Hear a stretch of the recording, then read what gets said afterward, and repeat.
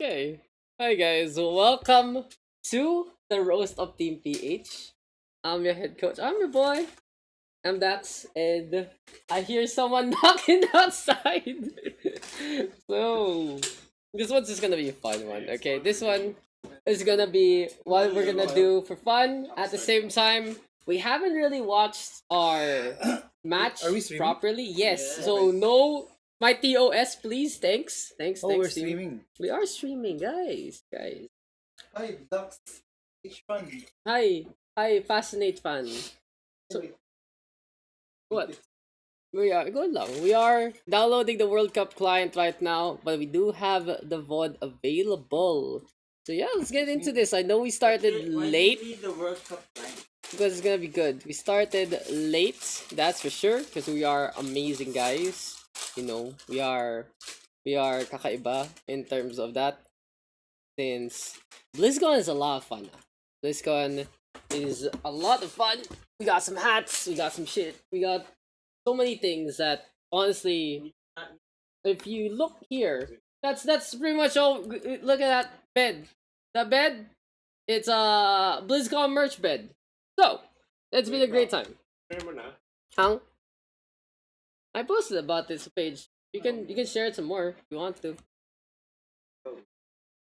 This couch jump guy. Hello. Redox is buying me food. Hello, Miss GM. Also Phil is also eating. So we're gonna be yes, that's the Rubisco. Oh, even though it's on stream, whatever. I posted everything about our thing tomorrow, so we have to be there in the morning, huh? And we will get some seats and shit, and we will be like, oh, TPH, yeah. So we have a lot of snacks also there. On the side was the expenses sponsored. What do you mean by that? Wait, I'm fucking mic. I realized it so far. So yeah, so this is gonna be a what? A VOD review, a Q&A, a casual time, that kind of thing. We'll do this. Let's just do it. We'll roast each other. I'll roast them properly.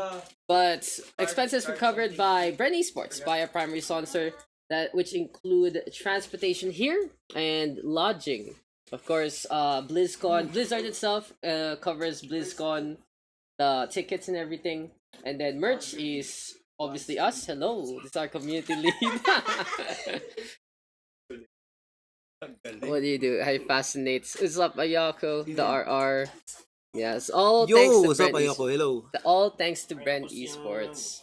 Everything is thanks to Brent Esports. I'm still playing music with pala, but yeah, they have been so supportive, and it's been such a good, just good, nice vibes, dude. We're here to have fun at the same time, poke fun at ourselves, and at the same time show where we went right and where we went wrong. But look at this. So there's a gacha machine at BlizzCon.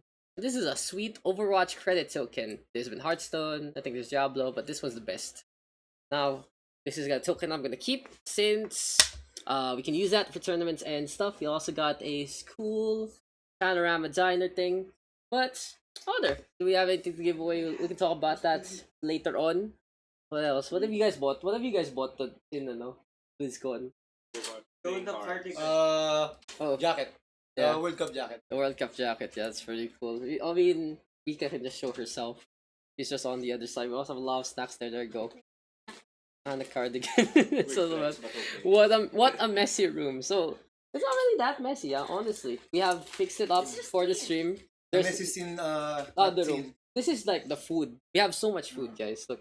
Mess because you have so much Look. stuff. Yeah. Look at that. So much food, huh? Yeah, half of it sponsored by Rubisco. Thank you, Rubisco. We'll be trying to give that out tomorrow. And the other half are some chips we got. So anyway, what are we supposed to do, guys? Why are we here? Why are we doing this? Oh yeah, we're gonna watch some Overwatch. Let me fix that up real quick. I do have the bot steak sandwich. Oi. Do that off stream, guys. Guys, do that shit off stream. Oh my god, this team. Okay, you know. I realized. Give me a sec, guys. There you go. Let's swap it over here. And swap it over to this one. And wait. Wait, does this work? DLC show up? Yes, there we go. We are good to go to watch this up. So we're gonna be watching like this, and at the same time, I'm just gonna be highlighting on more or less on stream what we're gonna be talking about, what matters we need to work on, that kind of thing. Now, how does this work? We're gonna be transitioning this from time to time to different screens, like this one when we're normally watching. When we do have to draw. I do have a pen app that should be able to show everything that we're doing. Give me a sec to set that one up. Like honestly, this is just such a literally we just got home set up. Okay, so let's transition to that. You guys will be able to see my OBS. Anyway, yeah, let's see. Can we draw? And yeah, did it show up? Yes, it did. So we can do that too. Anyway, we're gonna be drawing from time to time. We're gonna be showing what's exactly what we did right, wrong, that kind of thing, with some sound analysis. And I would love to hear what you guys do have to say as well. Still stuff going on right now. Setting it up. There's a part in the first map where stream got restarted delayed, so you might want to skip to that part. Yeah, okay, gotcha. Now, full disclosure, guys, I have not watched the match properly. There were technical issues in the side of the place we were, and technical issues on the stream, right? So I only really got to watch a part of Busan before I had to go to the guys, a part of Hollywood, none of Rialto, none of the first round of Temple of Anubis, only the second. And that was the point I was actually kept inside of the booth by then. So honestly, there are a few things I regret not being able to really hammer on for the team. Like really, not just like soft suggestions, but hard, you have to do this. Since I didn't have context of the situation, which is unfortunate, but it is what it is. Colombia was a fun matchup, and we had a really good showing. We had a very competitive showing. I feel like though we could have actually won that one, but it is what it is. What's up, Mr. Fascinates? I can't read the chat, dude. Can't read the chat. Okay. I felt that there was always something wrong with the gameplay. I noticed that the players didn't have the powers of Daks body pillows. If we had the Daks body pillows, we would stop everyone. Okay, so you can't bring the Daks body pillows inside the thing. Okay, inside the booth. So anyway, let's get started onto this. This is where the stream reset. Yes, there we go. So first things first. Let's look at the amazing jerseys for both sides.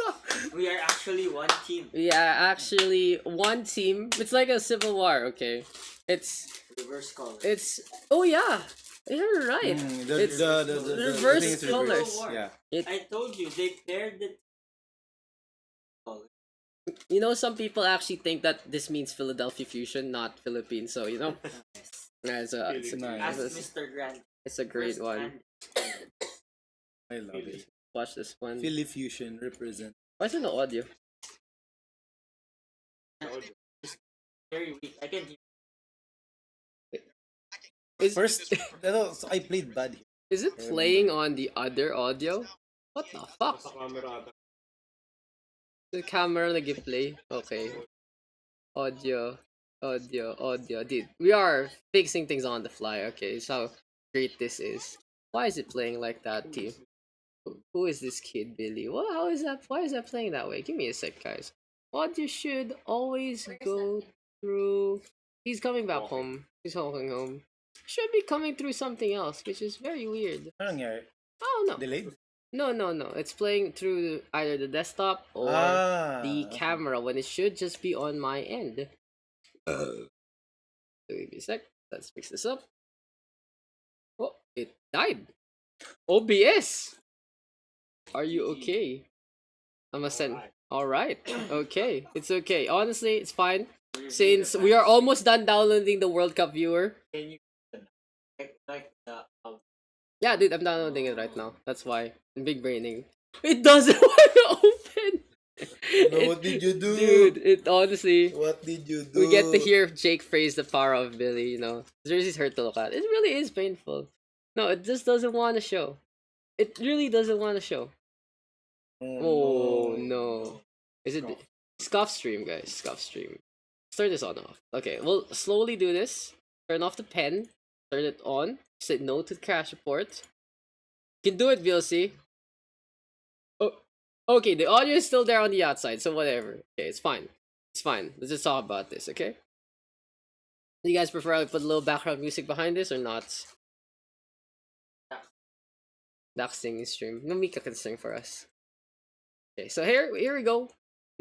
We had a 5-map pool set in the Overwatch World Cup for our matchup. Okay, so this is where it resets. So here we go. We can start here, right now.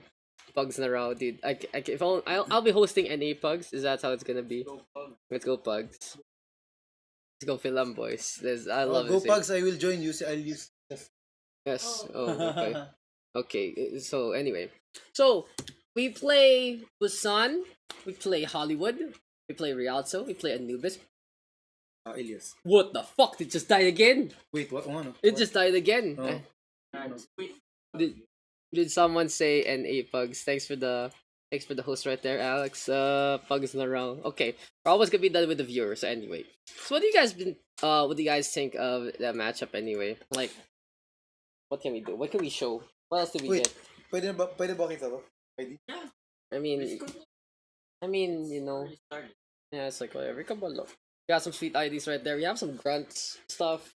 What else do you guys get? What else do we get? Poster. Yeah, the poster. Oh, meron? Yeah, caricature. What else? I was gonna give away something. Eh? Look at this. Look at, I like No, besides the I poster. like this one. Burrito. This is my Burrito? favorite. This is my favorite, Daks. This is my Oh, favorite. oi! No politics on my stream. No politics on my stream. Soda. No politics on my stream. Oh my god. No, pero legit. We will not- got this. We got this very. Oi! Wait, what? Let's do this. Okay. Easy. Look. This is customizable. yeah, Like dude. you have 90 seconds Oh to. my god. You have 90 seconds to create like put whatever stickers you want, Yeah, and yeah. I created this shit Yeah. this mess. Yeah. Oh. So it's a pouch. Get the It's a Mika. cool Get one. Throw burrito. Where is it? It's in the suitcase. There you go. Oh, let's get the How about yung flowers? What the fuck? Oh, wala ba tayo? No. Don't We saw talk. it no, and no. then we did not buy it. We do not Passed talk. right Dude. by it. Vlogging is a bad thing. You know, it's illegal in a lot of countries. It's also Illegal and Pwede ba yun? The R No. Can I throw the No. first burrito? But why? We need You to. already threw the first burrito. Yes. You Okay. started it. So here we have burritos, guys. So we got a game called Totro Burrito also. It's amazing. It's amazing. I will be, if you ever know me, you can come by my house, we'll play it. So this is gonna be the burrito of shame. This one, look how cute it is. It's a bit adorable. Anytime someone makes a stupid mistake, I will throw the burrito at them. Oh, Mika can help too. I So will she's a just follow GM. Daks. She's the GM. Billy. Let's wait for Billy. How many times do we throw burrito at Billy? That's the real Where's question. Billy? Every day. He died first. You were There you go. Okay, so give me a sec, guys. We are almost done. We are almost done with our thing. What's up, NCSM? What's up, River? Throw the burrito at Joran, Ren. Yeah. What did your first name? Throw the burrito at Joran then for dying You first. already. Oh you my missed. god. You missed. Oh my god. But guys, share the stream. Oh, Oy! oh no. Oh no, what did I do stupid? no. Maano ko ah. What did I do stupid? We had sunset place. Hey, why don't you guys just share the stream instead of doing stupid things behind me? Give me the burrito. Okay, we're done. Mine. We're done downloading it. Oh, no. Let's open it up. Let's open this one up. Help. So you can see Team PH is really a fun time. That's for sure. We have had, The amount of stupidity shared among dude. We had no bounds. dude. We had so much fun. Honestly, this has been a great World Cup experience, and I would love, of course, like to go further. But at the same time, at least we're here, and we were at a scene that is prepared. That's for sure. People who haven't played in a while, that's for sure. Had to come back.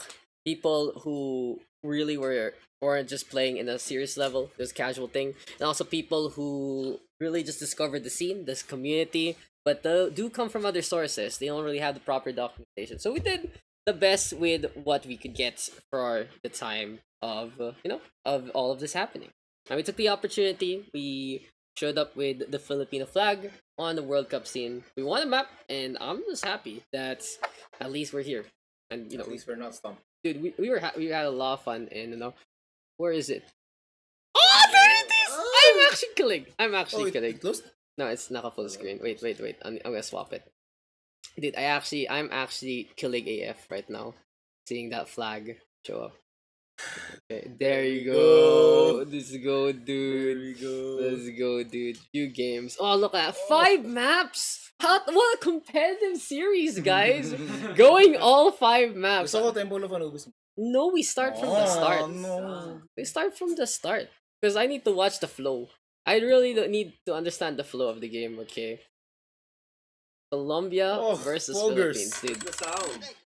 That was my Korean map. My Korean files. For your audio setting, Yeah, no, my audience. there's no cast.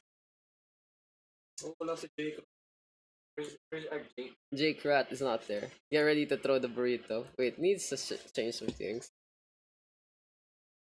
May man trash talk sa akin, I will throw. Why is it on burrito Ultra? at Yo, chill. Overwatch. We will throw Chill, burrito. chill. Okay. We're good. No, ano. No No Monka W in chat. No I more throw burrito. in chat. So I think we're finally good to go, guys. Oh, I know what's wrong. I actually know what's wrong. There you go.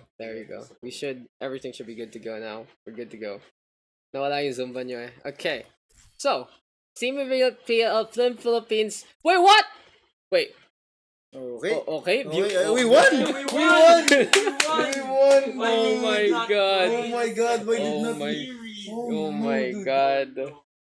Tama naman yung jersey natin. Okay, so guys, Team Philippines by Belfagor, Dromer, GTA, Cersei, Helpful, and Box6. At least we have a 4.7 peak player on our team, right? No, that's Top 1, bro. Top 1. He reached top 1. Top 1 NA for a little bit, playing the Mei. God damn, But he's on off tank, main tank, whatever. So playing that Orisa Reinhardt style really screams NA to me, to anyone. Orisa Reinhardt is something that NA is experimenting with right now. It's a very brawly composition. With the Mei Reaper, you get a little more damage without that Doomfist in it, and you hit them with a hammer. But it does involve a lot of snowballing. If you lose, you can lose really, really badly with this one. So anyway, that actually sounded pretty serious. Should we swap it over to the Overwatch scene? Should we swap it over here? Here. Okay. I know what we're gonna need. Okay.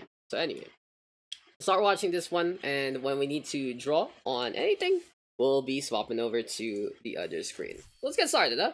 This is what this is for. This is for me, for the entire human race, for the whole PH Pride.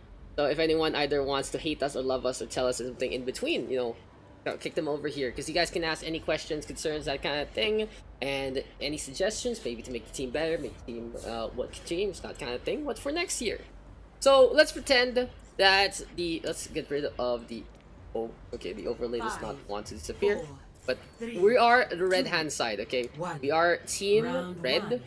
This is Philippines, and first things first. So Jake said something about this, about a little bit more discipline for our side.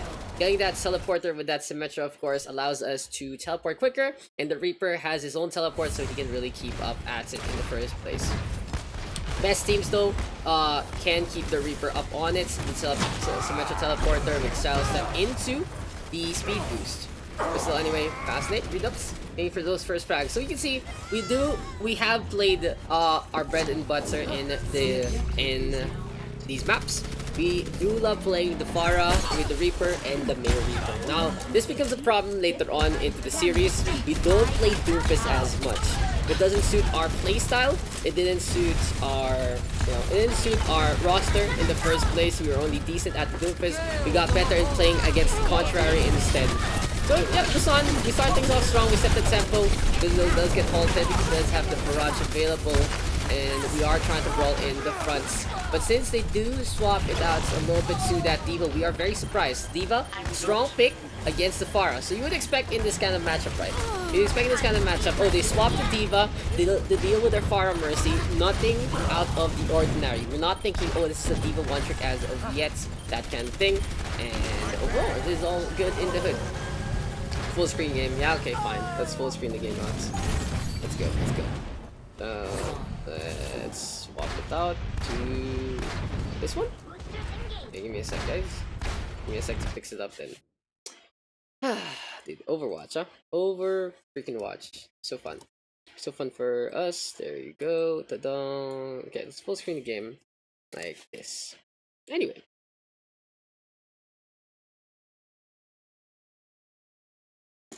So where are we, guys? Let's full screen the game up. Let's let. Oh, I thought you were here for us. I think now I'm here. Okay, where is my burrito? Sinabi mo ba kanina? Huh? Sinabi ba kanina? Oh, Okay. Nakakala ko nag-start na.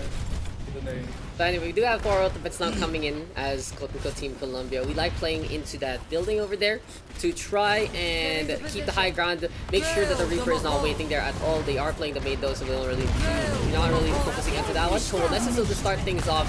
Even with the ice wall, we can still keep the tempo on going. It's really aggressive play from us that works out in our favor. We're able to bully them because they are playing that D.Va. Self-destruct, of course, easily blocked. Fire 2 shields. And anyway, hide on the left-hand side. We are able to get the scrap on, and we rock barrage, not the worst. It is just one extra ultimate to try and use up. We can use it to secure later on, but it does clean up that D.Va very quickly.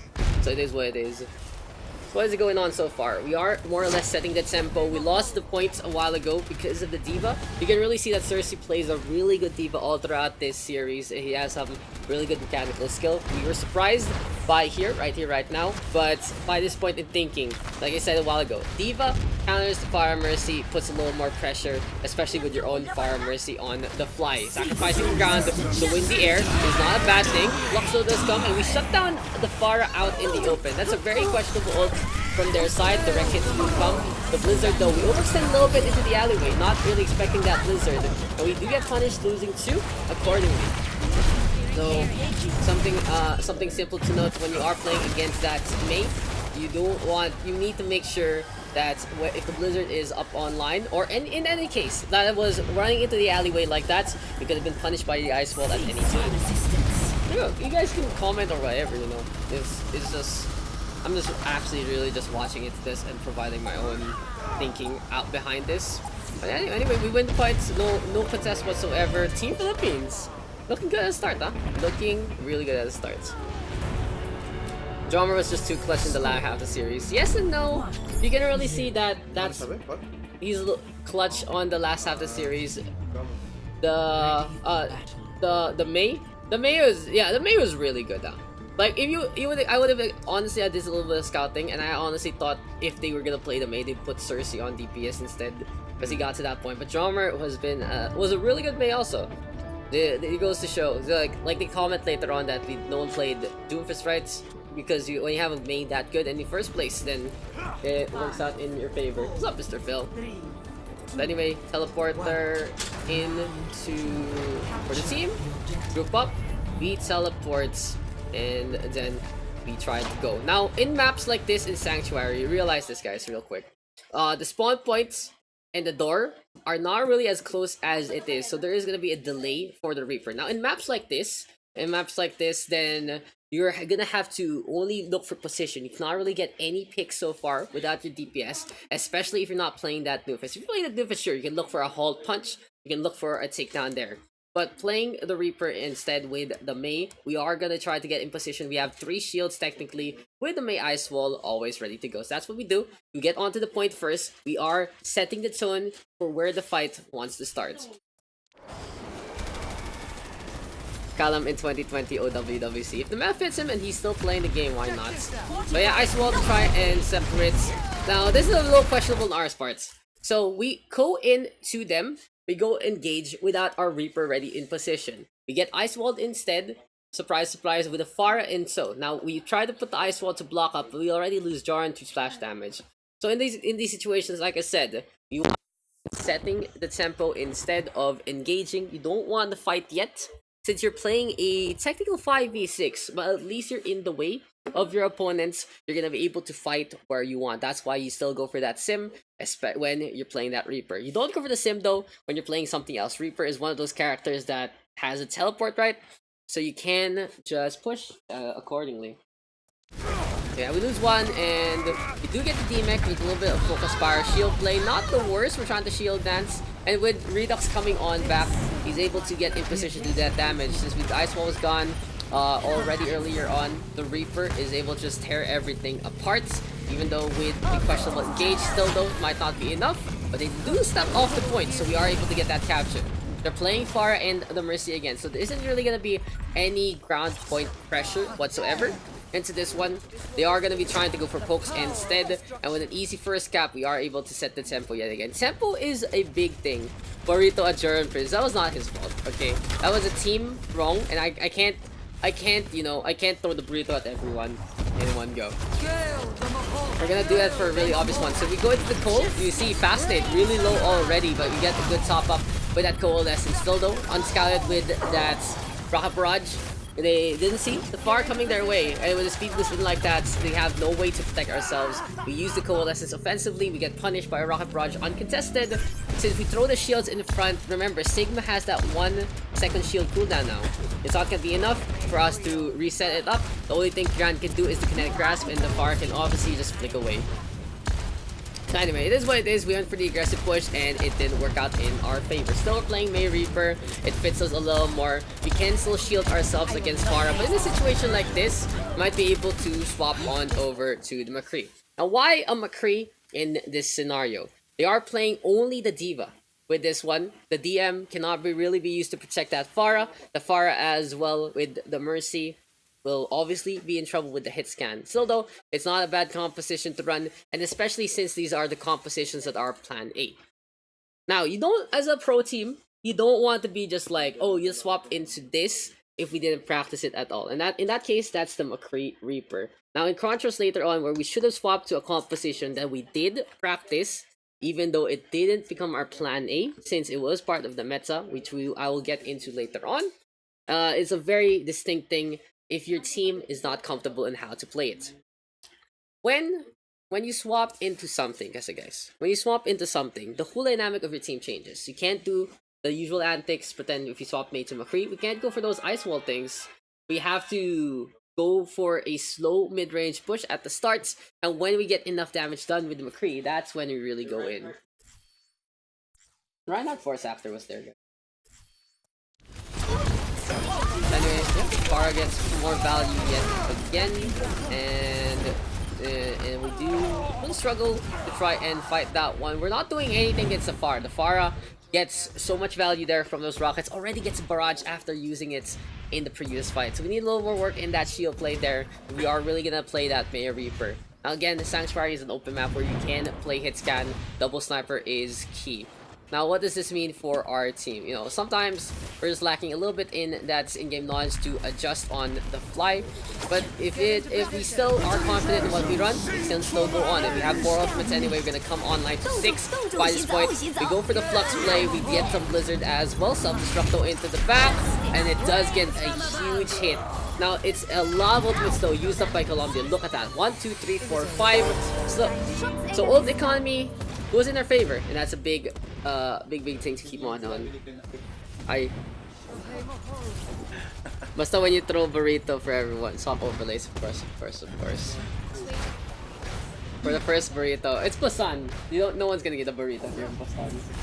That's the thing. It's a Makui one, and I don't remember anything extremely explicitly stupid. So, per situation. Yeah. Now we commit our ultimates. We use the Soundfire, the Cole, and the Death Blossom. We don't use a lot, that's for sure. We use a lot of ultimates there. Did we need to do so? Maybe not. But it is what it is. It does. When you bank out your ultimates after they bank out theirs, at least you know the ult economy is more or less reset. It's not the biggest issue. Still though, you would love to have ultimates instead to keep the tempo on. So trigger happy. always gonna be a factor in, you know, a little lower in terms of that skill rating. Penge sub, Bray is coming up in our Hollywood defense community lead. Maybe. Get into position. Anyway, shots keep on coming. Shields are there. We are rotating the right hand side. Now, rotating here onto the push means that we are looking for that aggressive wall yet again. We want to try and choke them out into the corner, right? They want to try to get that catch, and we do so onto the Orisa. Now, the Orisa, even though is a tanky target, already half HP even with that Fortify. No one really gonna be able to help him. They don't have that sight lines whatsoever. So it is what it is. There you go. We get that pick.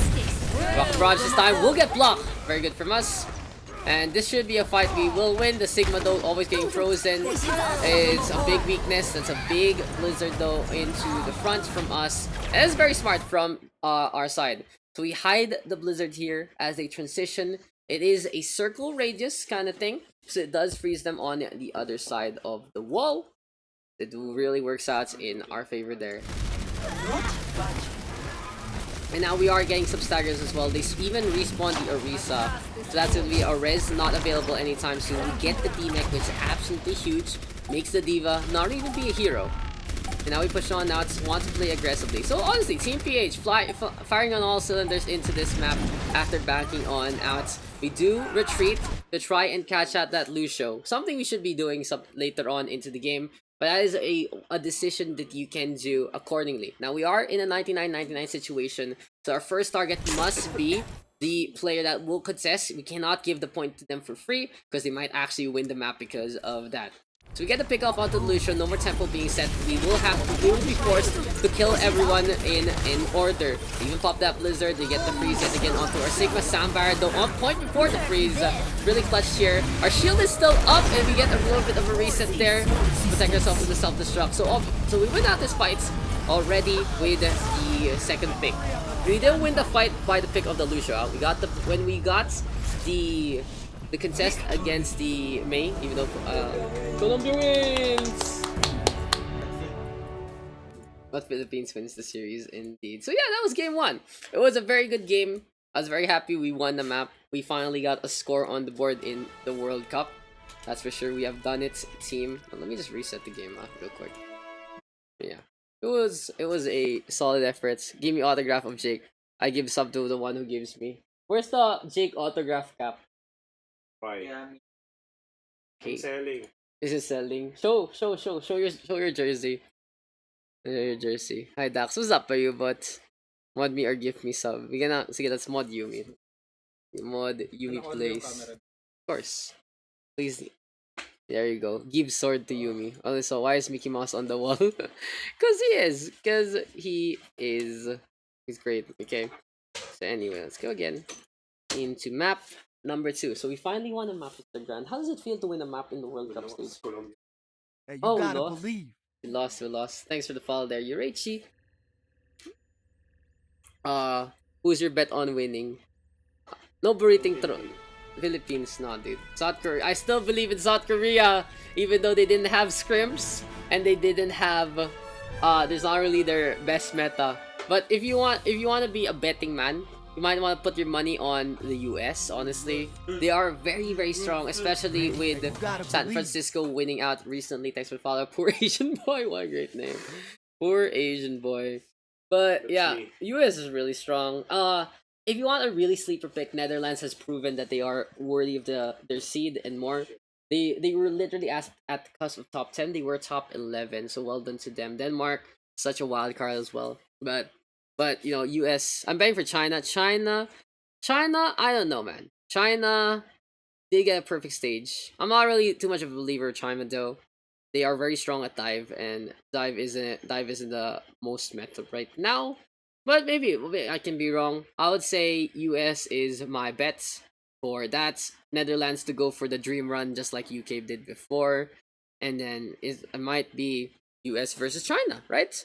US versus China or US versus SK or however the bracket's going to be. Actually, let's check out the bracket real quick. Was a fail.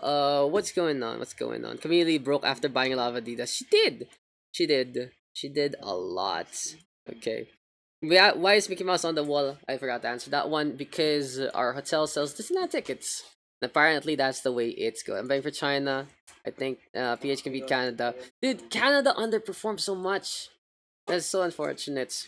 Reminded me of that one day. So, guys, fun fact: Team PH has scrimmed Team China. What did you guys think about scrimming Team China? China number one. We got rolled. So I booked Thief off the. Okay, that was a great one. Go again. Go again. Oh, so the bracket is gonna be Denmark, South Korea, Giveaway, by the way. into US. You can give that away. Sige, kabala. Ano yung giveaway? So the bracket actually can lead us to a US versus China thing. That's gonna be really interesting. South Korea, if they beat Denmark, they will face off against the US. And you guys got to see the one today, right? That was a clean 3-0 from US. It's scary. Scary.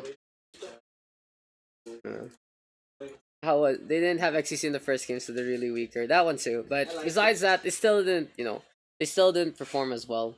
How about they see Lipton naman dyan si Comlead? I think Comlead is busy. But it's not internet. No, it's fine. Surprisingly, it is actually decent, okay? It is actually decent. Anyway, let's get back into this one. So we'll go into map number 2 now. This was Hollywood. This was the this was the start of something new, that's for sure. So come on, man. Come on, man. Okay. So I saw a lot of good and I saw a lot of bad in the game. This is really the beginning, but at the same time, full disclosure again, I only got to see mostly our attack, not really our defense. So first things first, in the World Cup area, there is a viewing area, but our games were in the morning, right? Here in the morning here, it was like fucking 2 a.m. or something in the Philippines. So it wasn't set up yet. So I had to try to watch through Yumi's phone. Gotta go. Oh, yeah, I called. Okay, goodbye, Mr. Phil. Good night, sir. Yeah. So, where was I? Oh yeah. So I wasn't able to watch Busan. Really, I only got to watch like city center or downtown rather. And why is that so? So the stream has a 3 or 5 minute delay, and I have to go to the team every time we are done with the map. So obviously, the map will finish first on my end, then on the stream's end. So I cannot really watch what's going on, and I'm also kicked out of the booth. I cannot watch what's going on there too. Little scuff. That was a really big mistake on their parts, which honestly I feel bit us in the ass. They tried to fix it by the end of our series, but it was too late by that point. So yeah, I wasn't there. I only got to watch the first part of Busan, the first part of Hollywood, 0 of Rialto, honestly, the second round of Temple of Anubis, and the whole map of Ilios. So yeah, this is all gonna be fresh for me. Most of this, in terms of the content, in terms of what's been going on. So you guys can keep up with what I'm be saying about the map, that kind of thing. So where was the chat? USNet in a hotel pa rin. It's not really a hotel, it's like a motel. Ganda na stream, man. It's fine. Get ready with the burrito hotel internet. Get ready with swapping scenes. Do not throw burrito at Philip. Throw at him. Throw it to me na lang when you get back. You mean every time he plays Batiste. But wala si Rebirth. Okay, Rebirth has very personal issues literally coming on the last few days of us coming. Rebirth was really good to go. We did have to hide his presence on social media, but he was able to get through the visa process and go through with our sponsor. But yeah, it was the worst possible scenario. But at the same time, we were ready for this day one. We were ready for this scenario day one. We were training XNS, aka Phil on it, on that off support, and he did a really good job on the Moira. But the Batiste, he was doing decently on scrims. He was doing decently on scrims. Unfortunately, it wasn't really good in the series itself. But it is what it is. It happens. It's not really his role. Thank you for the follow there, Benjo Pop. So yeah, why didn't we get anyone else for our roster? First things first, we already have been preparing Phil from what? When did we do tryouts? July? August? August? Oh, whatever. August. Yeah, we were already prepared for this. We already trained him in that sense. We were giving him 2 roles to be either a Doomfist specialist and our off supports, and we tried it in the Invitational, right, to play that Doomfist, swap out Exodus and Redux in between, and it didn't work. We got rolled by Thailand. So we swapped instead. So, that's what the sub is for. That's the point. Why did we get a new 7th? Because first things first, Rebirth dropping out happened at a time where we could not add anyone to our roster anymore.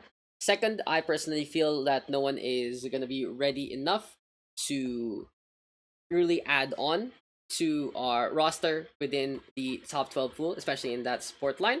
So it was like, okay. And third, it puts less money on our sponsor. Since we are really gonna run only a 6-man rotation.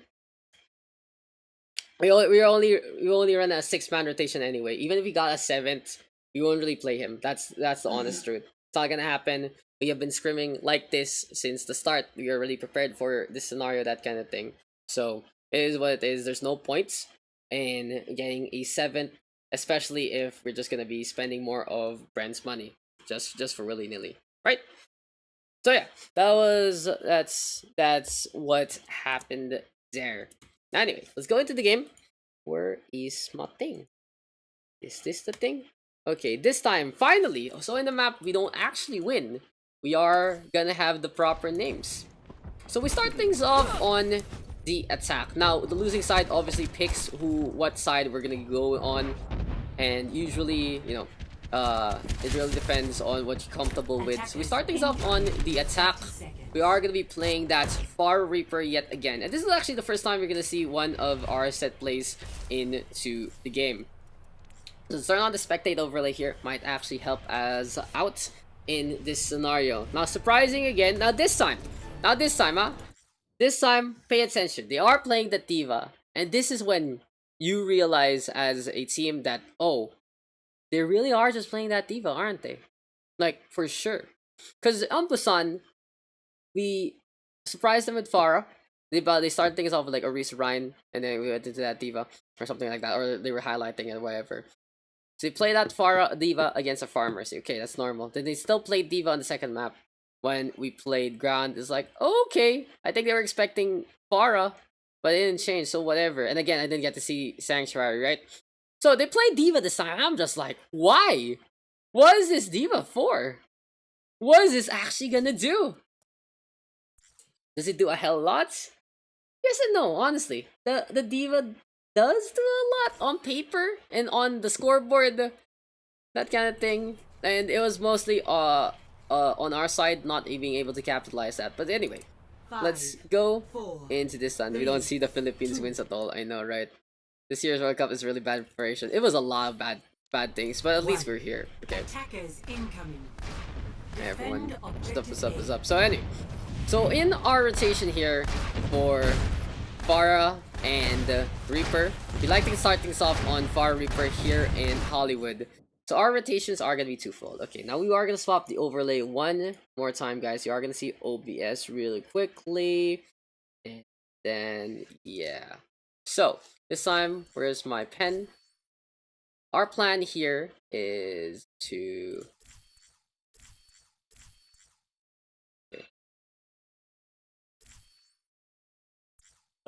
That's mine. Can you turn it off? So our plan here is we hang back. Stop, please. We hang back with the Pharah by this side after the scout.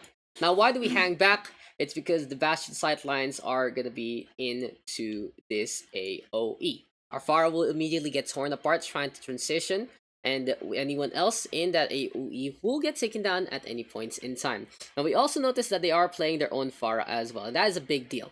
Since a normal team, when playing that Pharah Bastion, they will only play into their Bastion sightlines. So the Pharah will not cross that line I just made right now.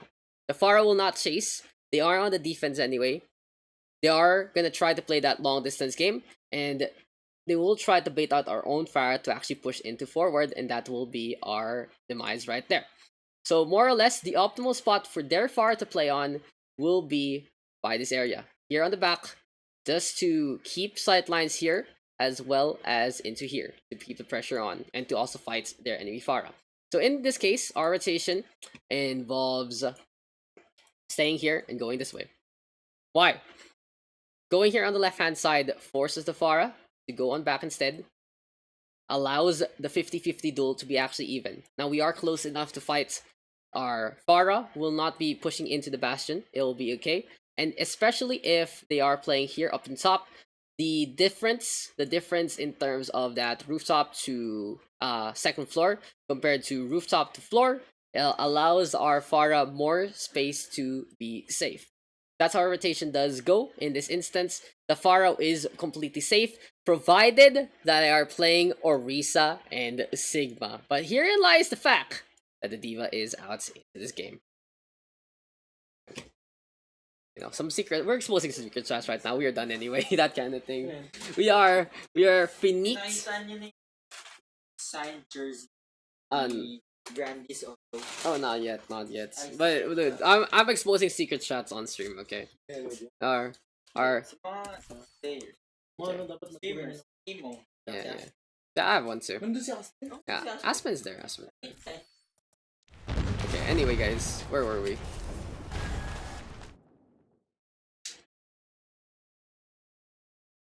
Signed jersey in the ground. I have a signed jersey too, but Gun has more signatures. So anyway, so but it's nothing Gun. So here we go. The D.Va is actually pushing forward. They're trying to get the scout. The D.Va's gonna be safe. We have the Far Mercy also getting some value there from the Columbus side. In the meantime, Billy is hiding back, trying to play safe, and we do get the scout onto that D.Va. Now in this scenario, you see a D.Va, you're like, okay. Now they're not playing double barrier. We don't even need to go for the rotation as much anymore. We can actually just pellet on to that shield. We can just stay with our Farah Mercy, play into the wreck. We have 2 shields. We can literally just walk in. Of course, it'll be a lot more dangerous with Mercy Moira only. It's something better to play that Lucio instead with either like the Doomfist or the Mei. But since we are playing that Farah Mercy, we are gonna try the rotation. But we will get punished accordingly as soon as it happens. So we are going to be in behind. The D.Va realizes, oh, the Far Mercy's alone. That's going to be a very, very easy bully onto that Mercy. Jordan completely caught for surprise. It's an off-meta pick that we didn't adjust for suddenly. And that takes care of our Mercy and our Farah. Now, is this a burrito moment? Yes. Sabi niya, Okay. Gimme. That's a burrito. Gimme. Okay. Throw to burrito. Oh! Where's the other one? I admit, that's a burrito moment. Okay. The first burrito moment. You back. You might think back. So yeah, D.Va versus Fire Mercy. If the D.Va actually kills the Mercy first, both of them are screwed. Now this is obviously easily punished if everyone else is there, but when they're alone, that tanky mech can just bully both of them very, very easily. Okay, we're back. We're back into this one. Where were we? So we are waiting on behind. The Far Mercy is gone, but it's fine. It doesn't matter since they aren't going to be able to apply any pressure anyway. If the Far Mercy on their side does go into this, we can punish them accordingly with the Sigma and the Reaper, since this is a very low skybox and the rooftops can bounce hyperspheres along the way. Halt now.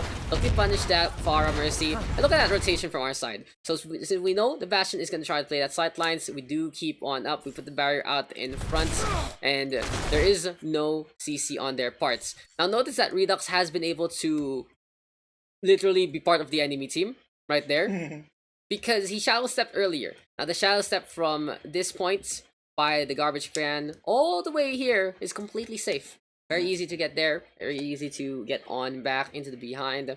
And since they're not playing the Sigma, no one can punish him. It's very easy to actually get that takedown. Now our goal here is to force the eye field, since we're assuming for them that they're playing that Sigma. It's not really get that pick. The eye field comes. Now we will be able to win into the next fight, since all we have to do instead is hide down here. We are safe here from the Bastion. The Far Mercy won't be able to hit us. The only problem will be whoever decides to go down. We should still have enough HP to keep on alive. Do we lose the Moira? Okay, but the eye field comes out. So objective is done. It's gonna be a lot harder, of course, without our supports. But still, it is what it is. Go for that Farah. Easy for Redux to actually try to get that takedown. Get rid of that eye field as well. And now it's gonna be a brawl on the inside. The Batiste goes down. We get the Bastion. Hey, that was a Pogger's pull. Replay that shit. Okay. Fine. Let's replay this shit from different angles. Okay. Let's slow it down. Where's Fascinates? Fascinate. Goes for the pull, drops him down. It's fine. We see what happens. You see what happens, good enough. And there you go. Get some value. Now in the meantime, look at Billy. Look at that Orisa shield. That's the problem with not playing that Sigma.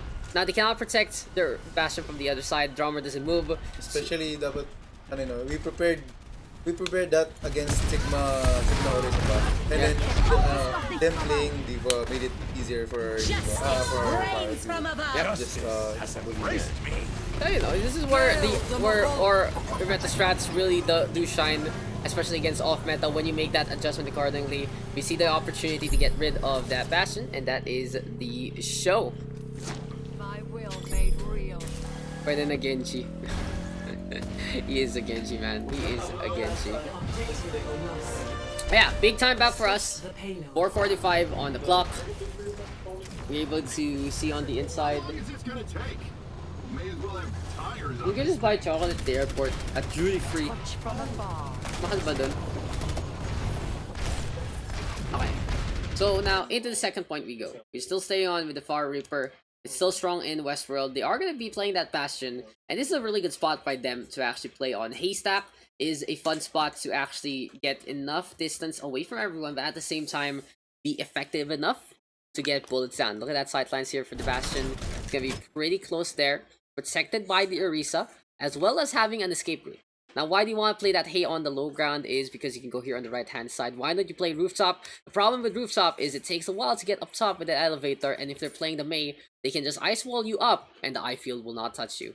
The skybox here in Hollywood is a little iffy, and the ceiling itself doesn't protect you, apparently. So it is what it is. It blocks the sightlines of the eye field, I heard. So we don't play. We don't want to play there in that situation. That's a Haystack itself. It provides cover as well, and you have clear sightlines of where the payload is gonna go. Then push forward, playing with that limousine. We are trying to control the right hand side with the Pharah Mercy, but the Diva and the Pharah putting too much pressure. It's Jordan who dies on the ground instead. And once the pressure comes, it's a little too much to handle. The Diva though gets forced out of self jump. Really good win for us. We get an ultimate. We would have been a problem. But still, Billy fighting on his own. Where is he right now, the burrito? We owe him a burrito. 1 burrito point for Billy. Fighting without your mercy for so long. Very questionable decision right there. Does get picked off, and that's our momentum gone. It's this one, right? Anyway, go look. Fascinates. Playing the AD strafe. We are just waiting on for our team to come forward, and Billy again gets immediately picked off out in the open in front of the Bastion. Now already that's 2 burrito moments for Billy, but this is a big burrito moment for the team. We are seeing Bastion in front of us, and we're trying to push the payload.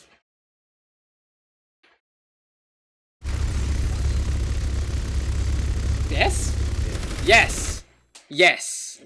Die. Us die. Apex come and everyone immediately dies. Don't walk into a Bastion sightlines. It's very obvious. Now in this scenario, even the caster says, Jake's a big brain. You go here, on the right hand side. Very obvious. You want to get that flank, you put them pressure here from this angle, you surprise them, Bastion is dead, or you come from above. Either way works. Either freaking way works. So anyway, I think we finally realized that one as a team. We have 5 ultimates ready to go. We're trying to control into the middle. We are getting pelleted by the Bastion. And the Far Mercy goes here on the right hand side. Now my issue is everyone should have gone here.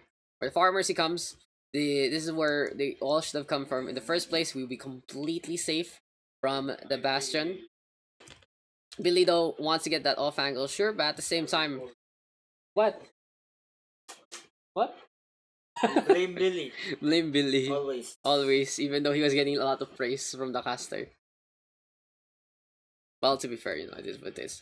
Anyway, so if you come here as a unit, you get to play down below as well as up here. So it's 2 different angles, honestly, for our Bar Mercy as well as our ground composition. But anyway, we are trying to force it through the middle. We pop the Cole and the Supercharger. They pop their own Supercharger into this one. We even go for the Valkyrie. Now, why do we use 3 ultimates for this one? Make that 4. It's because of that situation. We go for the push on to the front itself. Going into the front itself means that we are covering more distance. We're getting pelleted more by the Bastion, right? So we are forced to use abilities that allow us to get the kills quicker.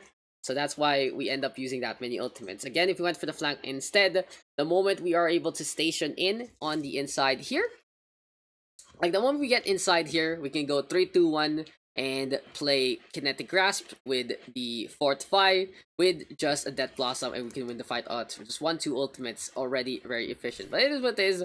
We cash in, we're able to get the team kill. So yeah, a little too much, a little too trigger happy on the Q. Billy counter, or Billy countering this up. So anyway, we do have the Rock Barrage and the Flux still available. We are trying to get in position, looking for the choke. Now, the unfortunate thing about playing the choke here right now is the payload is lagging behind a little bit. And in this situation, Colombia realizes where they can only go into the right-hand side. But we are already in position for this. Billy is waiting in position. And we do for the Barrage and the Flux at pretty much similar times. Now, this is a little dangerous, huh? To our Pharah. What if someone is underneath him and then he gets Flux into the Pharah? That's his fault.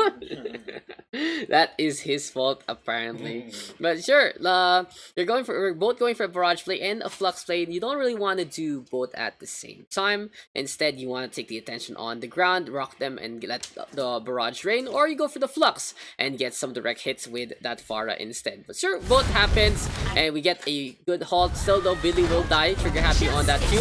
Rock barrage here from their own Pharah. We are able to stop with a beautiful kinetic grasp there in time. And now they are playing that McCree. Now playing the McCree really does mean that they only want to play into this corner right here, right now. Oh, thank you for the food. How much is it?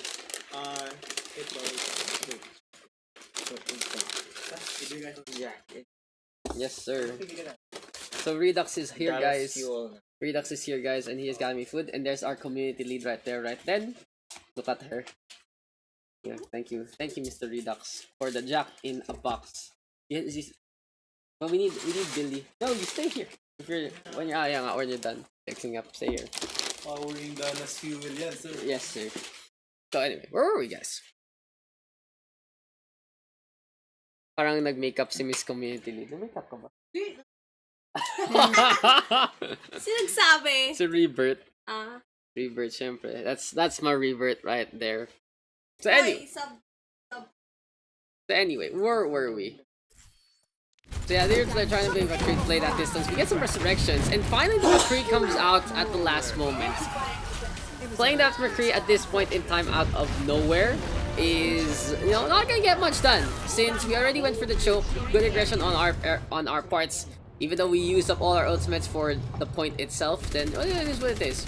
So now we swap on over to the Mei and the Lucio, and this is where the problem starts.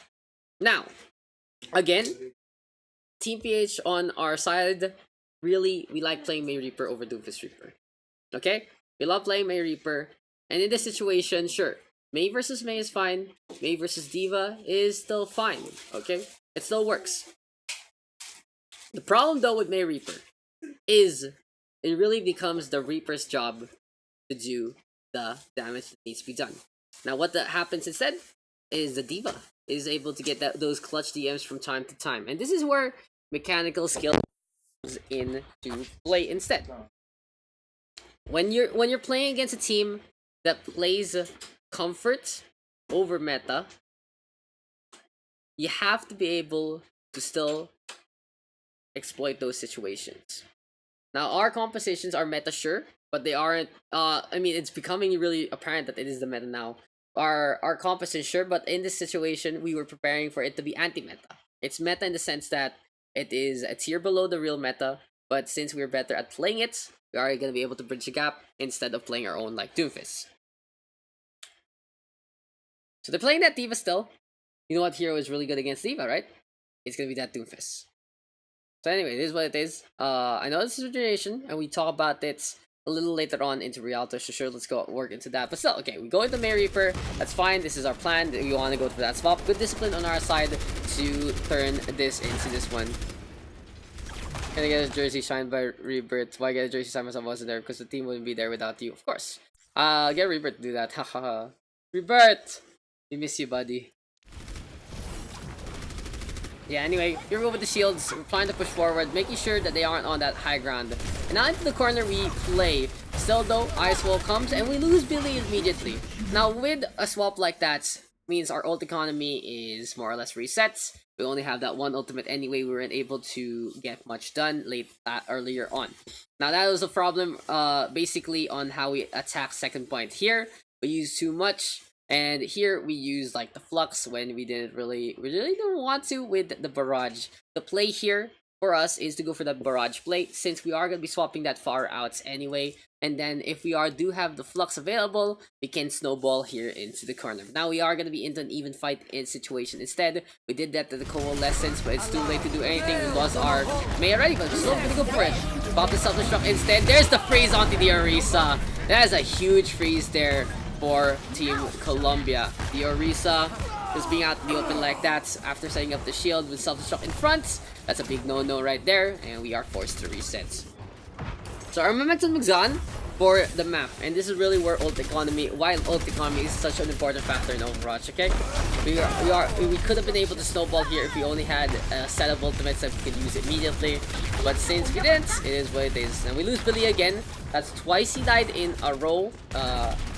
Obviously, it's very bad to have your DPS die at the start. That doesn't need saying. Very, very stupid moments not playing into the shields. Now, Colombia is playing into main here. They are trying as much as possible to just choke us out in the open. We also normally we are trying not to set up shields since we want to be pushing into the fight. Now, the mistake here, Philippines, is we are playing into the center right here, right now. Which should not be the situation.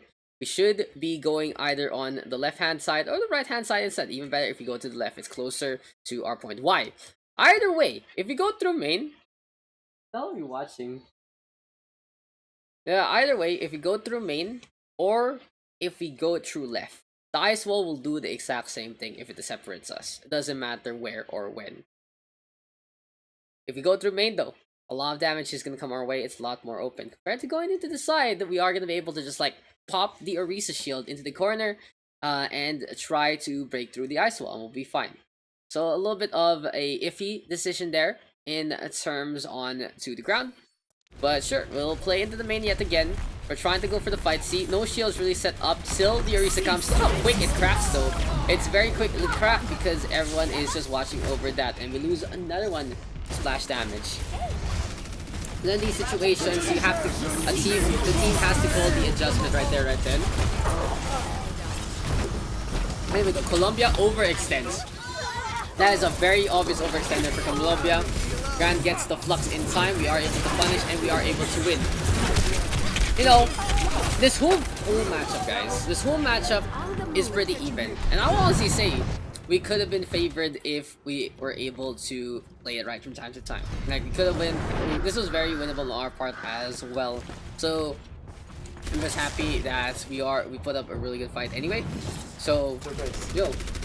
Oh, it's Billy and Mr. Jasper. Oh, Mr. Jasper. Hello, wait, where's the burrito? Hello, it's here. Where's the burrito? Yes. Wait, where's the other burrito? Somewhere there. This cost me 90 bucks. Move! Singaporean, move! Why you misrooted me? Yes, you. Give me. Because We throw better. Okay, one more at Billy. Okay. You were owed 2 burrito moments. Why? For doing stupid things on Hollywood. Especially dying immediately on the main. Oh. Yeah, dude. I wanna see Yuri's cute face. Hey, Yuri's come here. Ayako's looking for you. Got it. He's looking for you. Ayako. What's up? Wait, show me how I look in the camera. Wait, let me show you.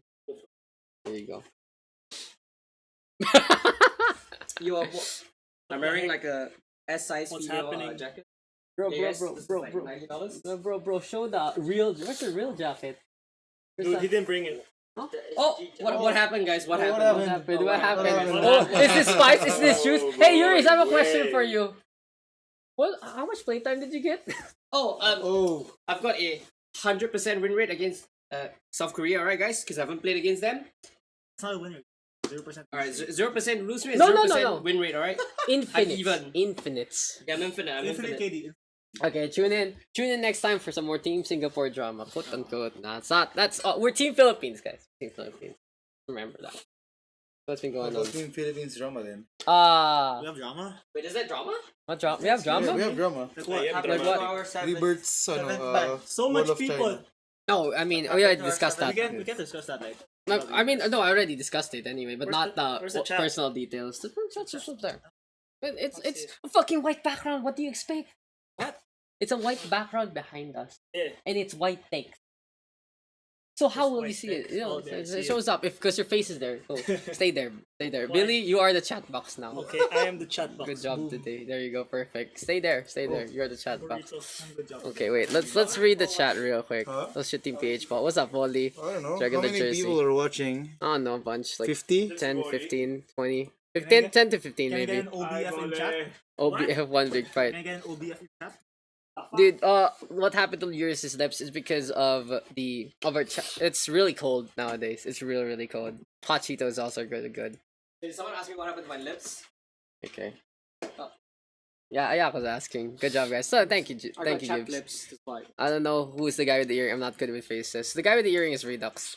The caster. faces. Oh wait, okay, guys, come here, all of you, single file. Now show up on screen and then turn your back to say your name.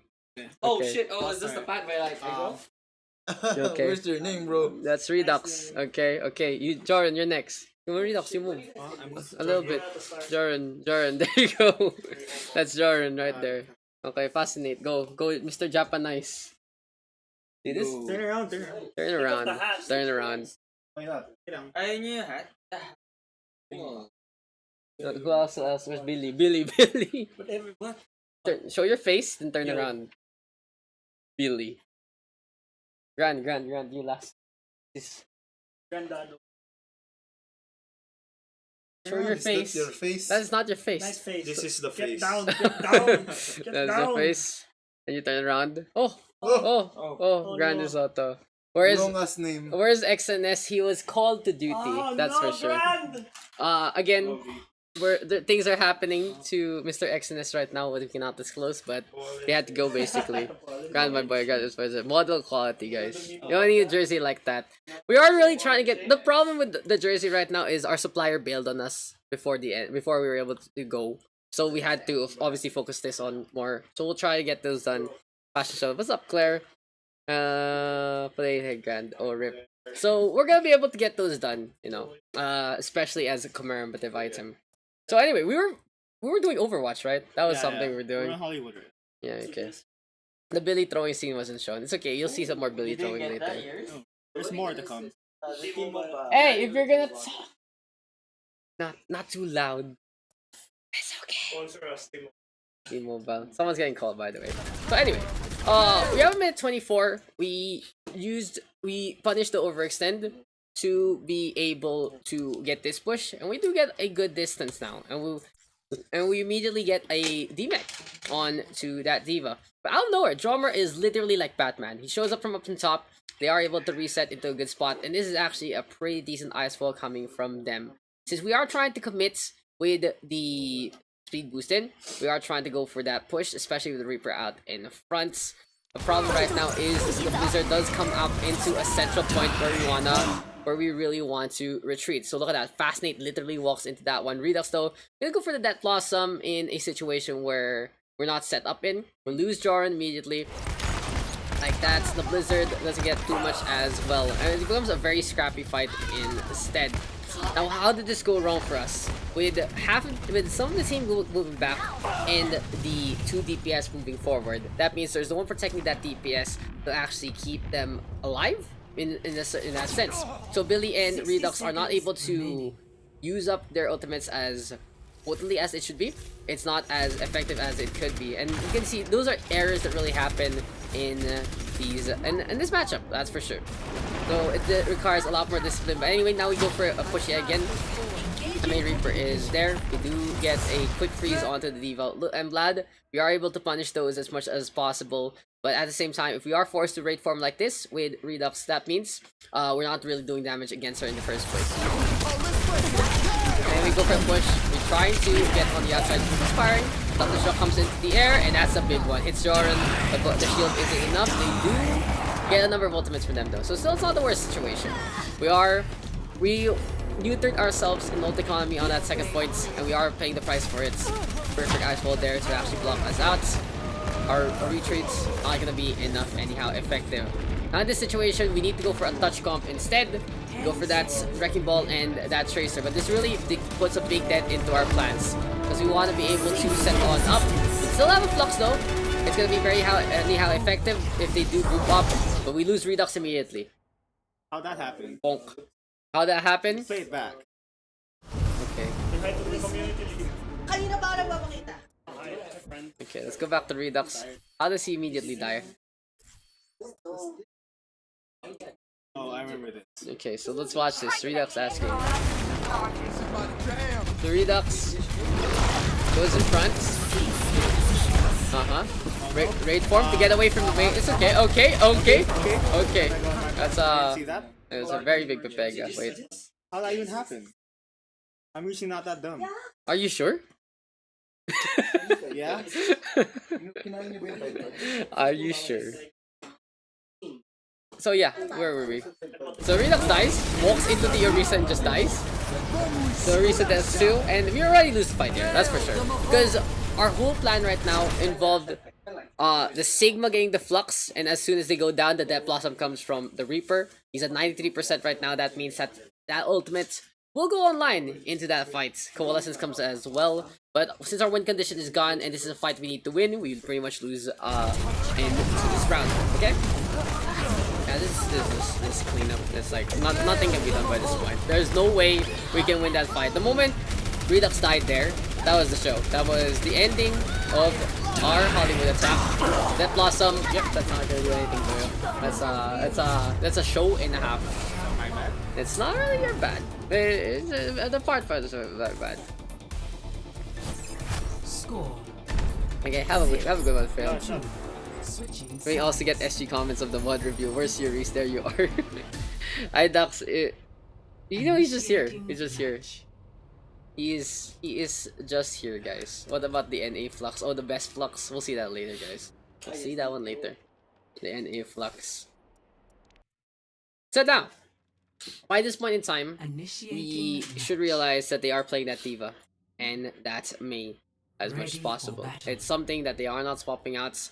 But we do go on to that Bastions to start things off. That is not a bad decision whatsoever. Bastion can tear anyone in anything apart. That's for sure. They're not playing Barrier, they're playing Diva Matrix instead. Now this changes things up just a little bit. Instead of having a shield, this means that there is just a timer where you're not going to be anyhow effective. Instead, the goal of the Bastion composition is to stay alive against that set timer. It's a lot easier to deal with compared to Sigma. Barrier is something you can keep up, as well as the Kinetic Grasp, which works like Diva Matrix. So it's two things to deal with instead of one. So running the Bastion right here, right now, not a bad idea. Hollywood is a good map to play the Bastion in the first place. It's going to be effective into this right-hand side. And our plan here, actually, let's go back to drawing real quick, huh? Go back to drawing real quick. So our plan into this one is to rotate from here to here accordingly. Now, when do you rotate? It's very simple. You rotate when your opponent is able to either get the flank behind you or is pretty much that. You're able to get that flank behind you, and then you have the time while they are in this spot to hop on over to the right hand side. Now, what if they chase you? What if they chase you from here to like that? Well, the answer really is you just keep playing a hopscotch away from them. Now, they are gonna have to use that amp speed as much as possible while you're in that Bastion sight line. So again, we can hop on down like that. We can try to go here, yes, but that is very, very dangerous since the opponent team should be by this area. So instead, the rotation is 1 into 2 or 2. Because basically, the formation has to be, we are set up like this, and we are looking to shoot them down, get them caught in the crossfire in the first place. Are you guys so quiet? What happened to the Team PH comments? We lost this map, huh? But we lost all the maps after Busan. Oh, okay, so you want to talk about Anubis. Interesting. Okay, great. You see how great Team PH is, guys. We do so many things. We have a good time. If you are gonna ask about our work ethic, though, we did put in a lot of work from the 26th to 28th and the 30th. We took the 29th off to go to Disneyland. We did VOD reviews on the 30th after Tech Day. We had scrims on the 26th to 28th. We went here early for that reason, instead of trying to play crunch time like every other team did. We had a really good venue that's really helped us out called Digiscope. It's a little quaint place. It's not the most high-end thing, but at least they had us for our duration of our stay. Team SG went there too. It was fun. The owners were really nice. If you are in the in the South Cal area, you should be able to check it out. Hashtag not sponsored, by the way. Everyone wants to talk about TOA. Everyone does want to talk about TOA. Okay, TOA is the fun one. It was great till the moment happened. It was a moment, that's for sure. Exactly the moment that you got. No, I didn't see the moment. Huh? Or I was going in when the moment happening. Yeah. And I was like, oh, what happened? Maybe I was like that. Oh, what happened? So, oh yeah, what was happening? Wait, I need to watch that slowly. Yeah, it's okay. Yeah, it's okay. Wait, sec. So, yeah, they are gonna be Columbus attacking this time. You have Redux there, looking to go for shots, and he does get some good sight lines. The DM though does stop him. Ice Wall gonna do the same. Taking off. What map is that? What? Oh, the steak map, delicious. Texas Roadhouse. So anyway, they use, so in this situation again, they technically have 3 shields, 2.5 if you want to count DM in that sense. They put the ice wall up in front of our bastion. That is honestly a mistake on their part, since they are trying to ice wall the bastion up instead of at in the front. But whatever, it still works out in their favor. They are able to close the gap since they do have the rush that composition with that Reaper as well as that Lucio with that Mei to go all the way in front. Now, how does this work? It's very compared to our composition with the Far Reaper, it allows them to just literally run in a straight line. They have enough to block their way to get to the point, and that will be a contest which will force at least one of our members to drop down to try and fight. Anyway, this is a really big halt from their Risa from GTA. It's actually a beautiful halt, and at the same time, something else dangerous is happening to our Far Mercy. Now, Billy, where's Billy? Not here again. Billy is playing into the central area. So let's show the sound like this right now. Go back to this one. So Billy is out in the middle here, and we have Joran here. Since they're playing the D.Va has already done his job. Already popped that DM out in front, allowed them to push. So instead, the D.Va of Cersei decides to go for Joran instead. Another easy target, same thing. This time on the attack. Now, how could this have been done better for our squad? Well, it's really simple. The Far Mercy should be set up here instead. This will protect them from that D.Va. Still get some good sightlines to go for the shots. Sure, the barrier is gonna get in the way, but they can just hop over here and hop back accordingly if need be. Playing here in the center instead opens them up to the D.Va to punish them.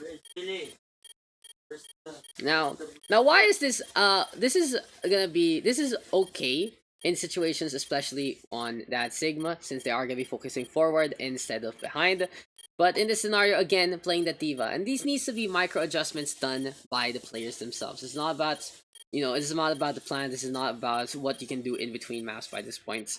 This has to be an adjustment in position. This has to be some game IQ from the players' end. They're playing the D.Va, so they are going to try to go for that Far Mercy instead of the Bastion in this scenario. Now, we are going to be putting Jarn in such a bad spot.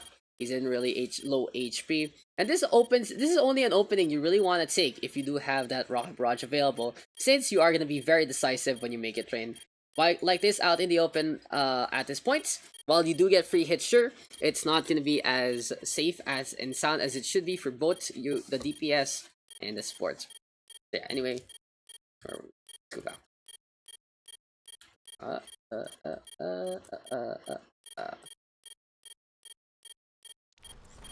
Yeah, Jordan's really low, being chased after by the Diva, and they realize that since Billy's flying low as well, Jordan is forced to be more or less tethered to his Pharah in this instance. Now, what could Jordan have done better in this scenario? Instead of tethering onto Billy, who is fucking him over in their position, he decided to go to the Bastion instead by this point in time. That point, Yeah. block. Well, tapos, Yeah. mali din yung the last. Yeah, shift the was last wrong. shift was wrong. Exactly. My angle was Yeah, so when you're playing that Mercy with your Pharah and you always feel like you're in really aggressive spots. This is mine.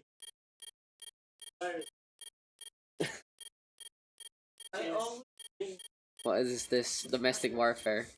So, okay, we're back. Oh yeah. Let's go back to this VOD review. We lose to Jordan. That means Billy has to play back. We are not gonna get any pressure anymore. All 6 are crowded around like zombies down below. And Redux is left unprotected. What happens here? It's because of that huge ult a while ago from GTA. Really, really solid stuff from the Orisa. And a little bit of discipline issue on our part. Since we're trying to shoot them down here, we look to go for the peak. But we don't really need to. It's better to wait out that halt first and foremost before looking for the peak opportunity, because that is such a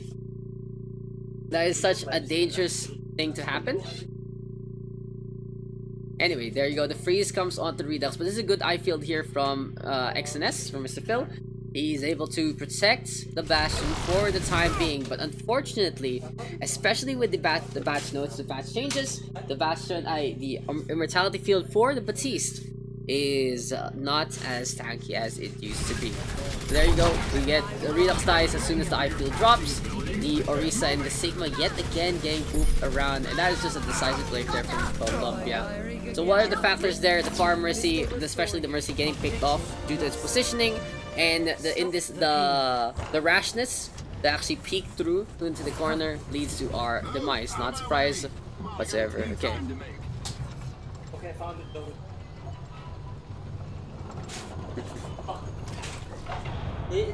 So this is a very quick cap for them. 5 minutes 30 on the clock, and they know we are playing Bastion, so they decide to push all the way out instead. We can still stay on with the Bastion though, and we decide to play all the way to the back since we are not able to get in position there with the May Reaper already set on up. Now what does this entail, setting in the behind? This is a little too far off in this scenario. The issue here is the sightlines will not really get anyone in the payload. We aren't able to get the choke. Now we can try to force out Hey Sure, but at the same time it's a little dangerous to actually go into that May Reaper. Still though, we have that Pharah Mercy, and especially someone is going to be on that payload. This might be the opportunity for us to bully them away. So we give up all this ground honestly for nothing. All of this you see right now is completely free for Colombia to use, and this really puts a hamper to us, because if we lose into the next one, we will not really have a proper contest instead. Who's in the chat? I know, there's a bunch of people, it's okay. So anyway, we're gonna go for the push. The limousine completely free in this point in time. It's soda from Mr. Redux. It's my soda. And since we are not applying any pressure here into this angle, that means the Diva is going to be able to bully the Pharah Mercy at any point in time. Still don't. Finally the limousine comes in view, and they see we are set up into that straightaway. It's going to be easy to go for their shots as much as possible. Still though, Billy and Jaron able to fly on out. And now this is something we should have done earlier, and they do instead. So they rotate accordingly on the right hand side. Very decisive already. This will be able to allow them to close the gap a little quicker since it's a diagonal instead of this horizontal like this. A lot quicker, and they do have a little more cover to work on. So yeah, they wait on for a little bit of that set on up. They allow the Reaper on the right hand side pushes on in, pops that coalescence as well, and now the Apertrix comes. Now in this fight, we have closed the gap. It's very dangerous for us. We do set up the eye field since we are in a spot of trouble, and this is actually a really good eye field. Honestly, it is well hidden for in terms of the position. Still though, a little early on the parts of XNS. No one really was critical yet, but still, sure, you can be a little Just deploy time. Yeah, sure you can be a little proactive from time to time. Still though, something is coming for our team that we were not gonna be expecting. It's gonna be a team of there though, and we let it rain with the rocket barrage. So yeah, that is enough for us to mop up. They run into us, and they get punished accordingly with the Amp Matrix rocket barrage. A lot of damage going their way. The Bastion, of course, getting free shots again since the Diva already uses up all that DM, and they are unable to get the value from the Reaper because it is blocked by our tank line. So we are able to make it work in terms of the defense so far, even though we did give up a lot of space earlier on. Now the problem here in this instance is we gave up the first point way too quickly. They have a really big time bank, so they can try again and they can look to snowball from this point in time. So Billy is able to get a pick, and now here we go with rotation from their side. We go on the inside instead, and this is very dangerous here for our squad since they are playing that Mei. Trying to go for the shots on the inside. We don't have the speed boost to get us away. We are playing with fire right now, and we might be getting burned really soon by this point in time. They have rotated. Yeah, or even there. Instead of staying in Daks. You should have went here already, Yeah, up on so- top. Like, you should have moved up here already. After the first one. After the first fight, it was so decisive. You have so much time to relocate. And remember, when you're playing against a Mei, you don't want to be playing on the ground as much as you would, since that the blizzard and the walls are gonna be very deadly. Especially look how clustered this is. Very dangerous. Anyway, here we go. We use the rock early, and this is the worst possible thing that can happen. Redux is perfect wall. The eye field is blocked. Supercharged blocked. The barrier sure is there, but his gun is peeking out, and that is gonna be the beginning of the end of Mr. Redux. We're playing literally into their, 50 states. you know, what? Yes, we are playing into their playstyle, which we should not be doing. Already, we got a solid defense with this spot. This was a desperation spot. What's up, guy? Are you gonna come over again? You guys should have forced them to play outside. What was that? For me? For Claire? This is for Claire? It's a seal! This, yeah, I was gonna say that. It's a seal of approval. Burrito. Hello. It's Mika, our general manager. She's the best. You're now chatting. Chat. Stay in front. Hover over chat. Nah, I'm home already. Haha, 5 assassinates. You know, Mr. Kai, one of the up and coming coaches of the every scene, NA Pacific scene. Mr. Kai. Dude, I wanted to go near you. Is Kai in the chat? Yeah. Go talk to him. Sige. Fuck, dude. I was busy talking to the bosses because the restaurant we went to, it's also the restaurant that Team Hong Kong went to do. Which one? Ruth. Oh. Oh wait, Ruth or Ritz? I forgot. What's all you want? Steakhouse. Mm-hmm. It's near convention. Morton's? No, not the other one. Chris Roots pang ganyan. Yeah. The seal is for you, Claire. That seal, OMG. There's no takeout. There's no to go. Okay, so where were we? So yeah, bugs. Okay, Pug spread. Yeah, dude, bugs. You wanna play bugs? Magpapags ka. Papa Pug is all from NA. NA Pugs, lobby up. What are you gonna do? What is that? It's fine. Yeah, that. Okay. Okay, so where were we, guys? What is happening? So we lose Redux, and that means our defense is pretty much dead. There is no way we are gonna be able to rest that since they have control on the inside. The best thing we can do now is run as fast as we can, which is very slow since we don't have that Lucio. So immediately the ice wall goes down, and you know, we're trying. We try to go for the flux. So you get that less awesome up. We kill the Reaper, as you know, it's a simple one. And Grant is clutching this out. Okay, he clutches out 2 kills, and honestly, that shouldn't have worked. That should not have worked. I feel that was their mistake there, to not shut down the Sigma fast enough. It still goes to show that since you don't have that Sigma on your side, that is not a rock to control. So good on Mr. Grant to understand the scenario there.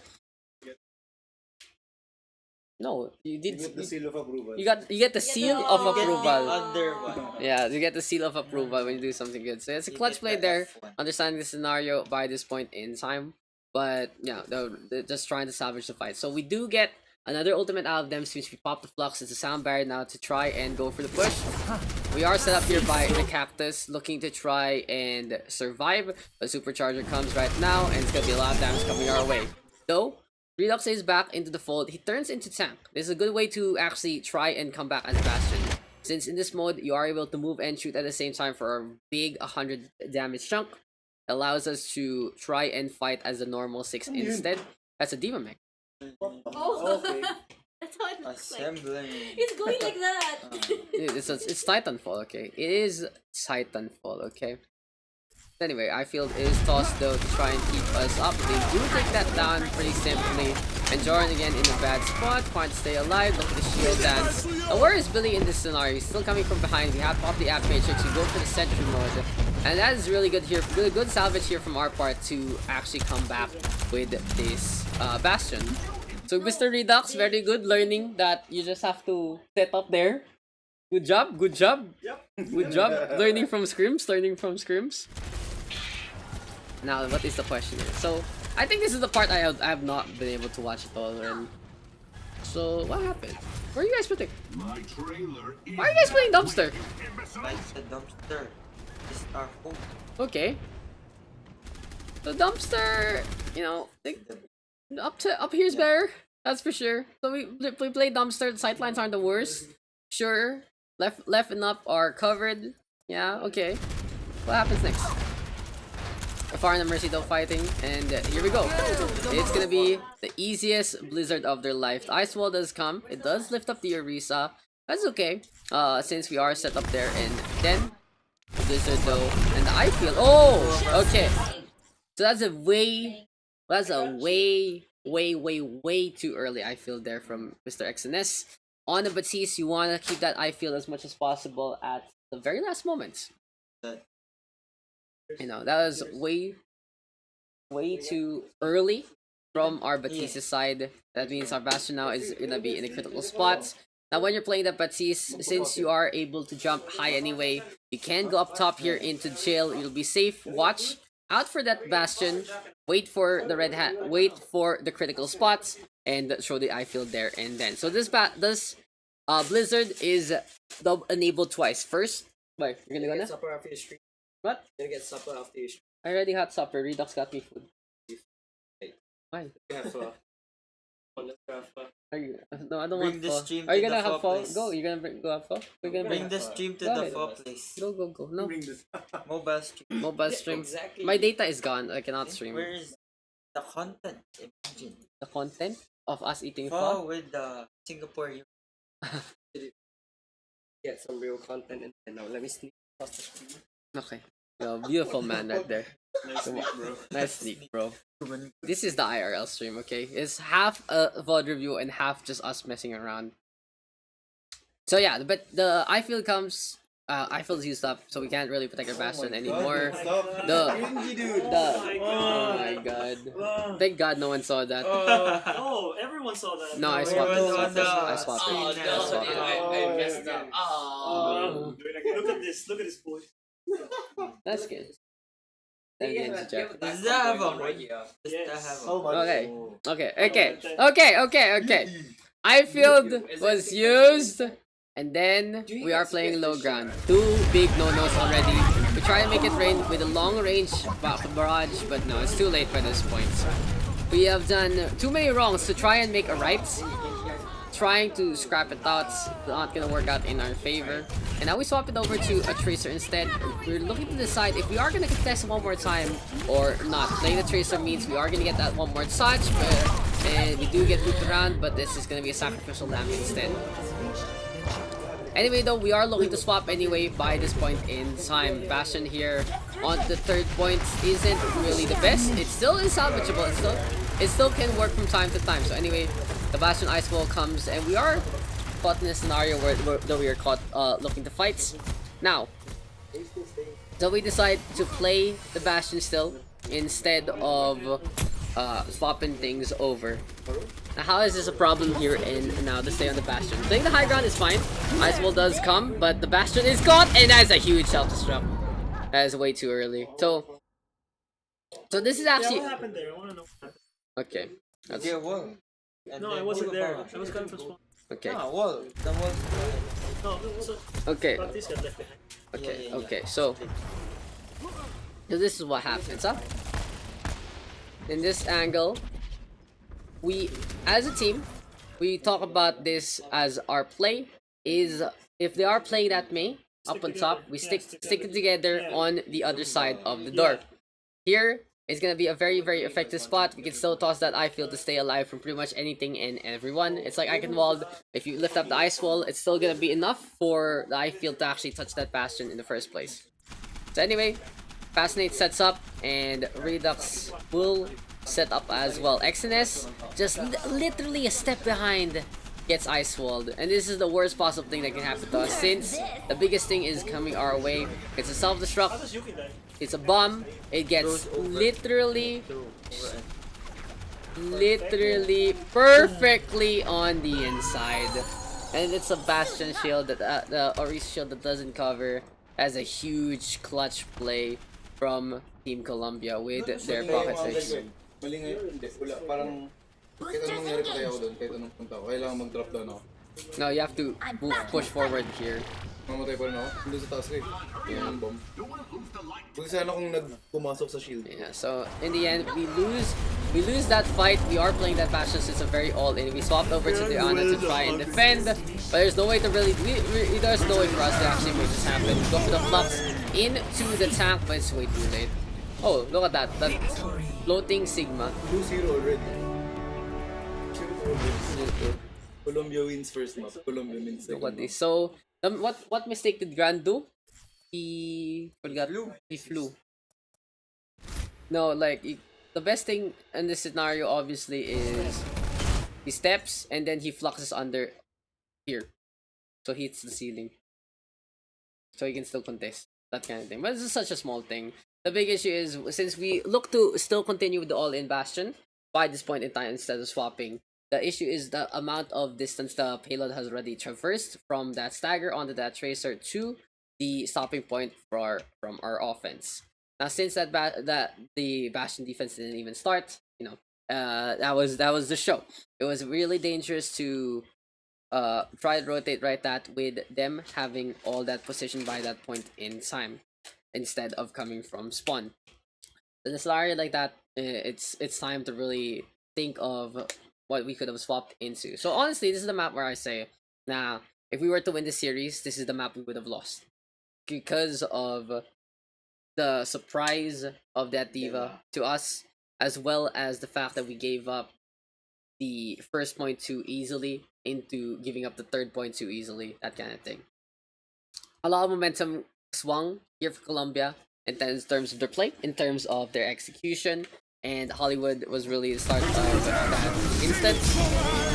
Like if you did touch that flux though, and if you did touch with that Ana, you could have still potentially contested with that bastion. Okay, still could have been something. Whatever. Colombia takes the win. They take Hollywood, no problem. That happens. Where were we? Let's go into map 3.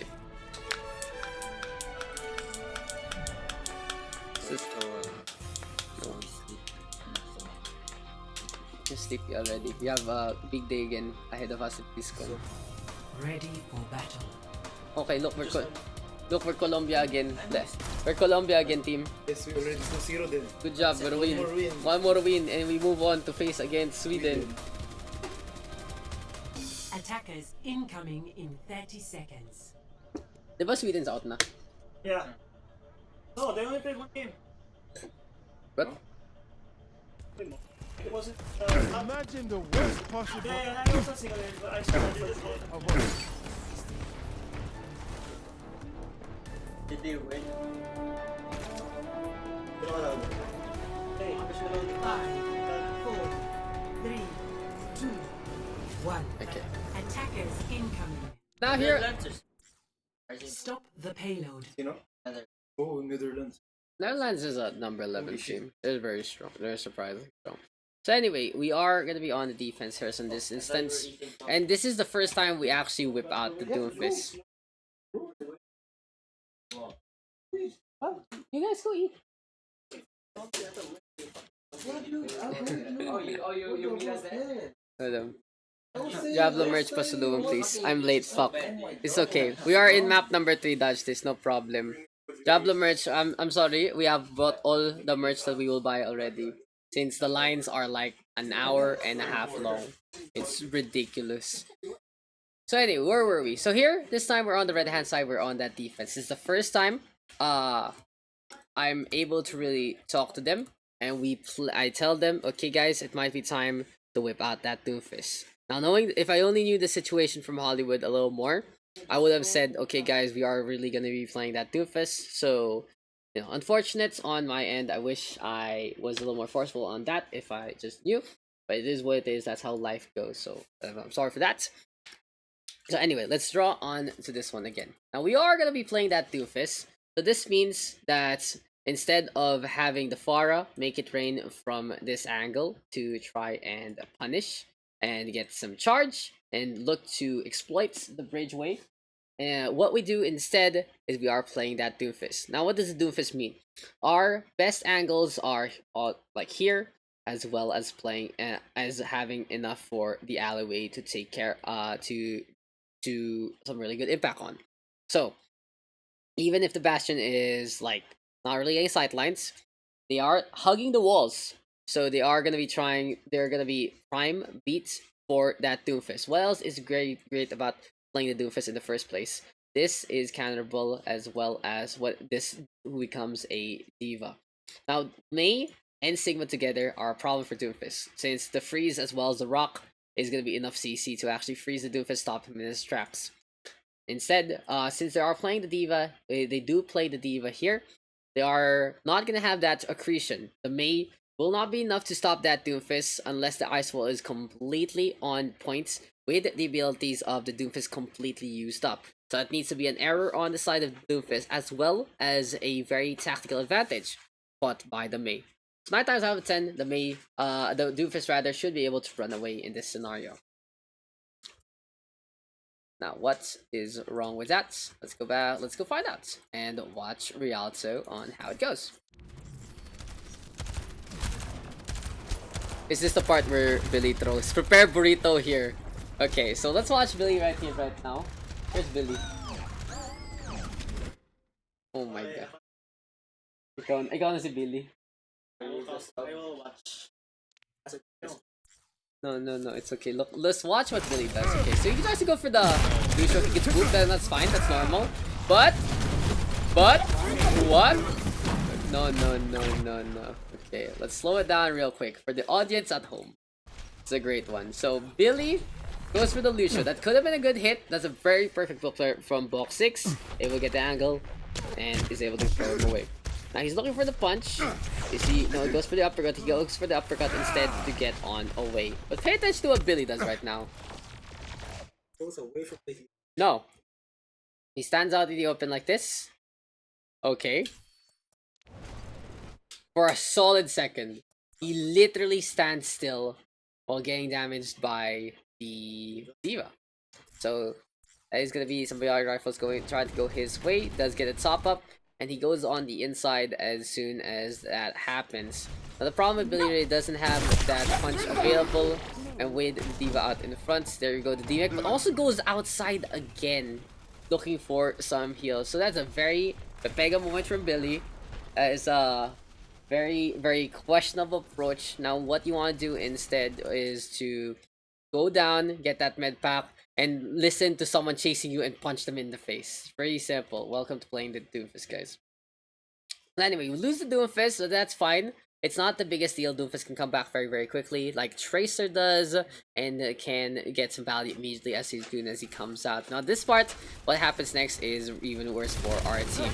So now we are forced a little bit, we are not able to force them rather to stop here in the corner. No one contests, no one goes down below. Instead, we actually lose our Batiste here as XNS is halted down by the Orisa yet again. Now, why does this happen? It's when your sports are really not in the proper position accordingly. Now, we are playing the Anubis, so you don't need to play there by the ledge, especially as the rotation down below comes. You want to be playing here on the left-hand side as well. You are going to be able to see people coming from the stairs. At the same time, be safe in terms of that rotation. Supports always want to be in the back line, but in this point in time, it looks like the Baptiste and the Ana are in the front instead. So that hold comes, that is going to be Exodus getting dropped down, and we are forced to go for the rotation already. Fascinates going to be holding the line right there, and there's the boop, and we do get the shields. Now what happens here? In this point in time, we have a lot of time to actually rotate. There is no real reason to stay here since they are on this high ground. If we set up here, up on top, they should be in a position to just bomb rush us and fight us here and now. So with a lot of space and a lot of time and a lot of areas to go on, where can we go instead as a team? Actually, let's visualize this yet again. Where can we go as a team? So we came from here, we stop here. Now this is a good spot to actually keep the plaza on, but at the same time there is a big threat that is the potential bomb rush all the way from second floor. The payload is still here, and they are either gonna be in this spot or in the spot where the payload is. So what does that mean? As a team, you in Rialto, you have a very strong rotation to actually go here, drop down, and push all the way here. This is a very good spot to get these sight lines instead on the blue. I know it's a little messy when you have all those colors keeping it up, but it makes sense. So from the ledge, you move over to the other ledge. You're very safe since everyone is so far away from you. You are playing the Ana, gonna be can punish anyone at any time with that sleep dart as well. So, yeah, Philippines right here, right now. We'll see what kind of rotation they're gonna go for instead into this one. There was no rotation. Yes. Did not call. So we set up here. We set up here instead. It's not a really bad spot per se if you are just watching down below. It still has its effective use. Could have been better though. So anyway, Fascinate gets booped, and here comes Belphegor on that Reaper. Redux is still up on top though with the shield. Also, at the same time, Grand has dropped down below. So in this instance, you would think, okay, since the Sigma is down below right here, right now, by this point in time, where is it? So Grand falls down. You would think by this point in time, with the Sigma down below, you're not going to be able to stop anyone from literally rushing into your Bastion. We lose our Baptiste as well, so that means we cannot really set up in front since the eye field isn't going to be there. Anyway, Redux still stays on with that barrier. He is able to get some shots. He does force out the ice block, and he gets ice walled instead into his demise. Yeah, big mistake there already. Been better if we rotated. Since we didn't have the eye field, we cannot play close without the Baptiste keeping us alive, that's for sure. And with the Sigma literally slipping on his feet, down below, there is no rock to stop anyone at any point in time. So anyway, here we go with 2 picks. Fascinate gonna be dying on that payload. The best thing you can do in Lost Fight is to die by the objective so you can just stop it from progressing. There we go, the boop though from Block 6. Exodus was way too close yet again. And now, even though we did have the opportunity to honestly contest, Billy lingers a little too long. Grand doesn't push forward, and no one gets the touch, even though the Bastion is in position already. So look at a middle mistake there. Billy literally getting no value whatsoever on that Doomfist here on that first point, which is very unfortunate. He does try to go for box 6, even though the Lucia is the least of the concerns. Someone needs to touch. The Orisa is dead, and it has to be potentially the Doomfist to be out in front. Now, what does this mean for our team? The sightlines below cannot see. The sightlines below is not the biggest issue. When they're down below, when they're down below here, nope. Wait long. When they're down below here, the Orisa can still contest from top or literally drop down and back on out into the plaza. So walk on that real quick. Okay, we'll walk on that real quick and explain. So if you are set up here and the payload is going this way, The only safe spot for the opponent is here. Now, what can you do as a team if your Orisa decides to step just a little here? That is going to be a contest, or at the same time, if that is the case, the Orisa, the payload will be pushed. Will be pushed by around this spot, and now this becomes sideline fiesta for everyone else. Now, how does this work in terms of the contest? When you're from here, with the shield up, you have the payload around this area. The Orisa drops down and contest from here.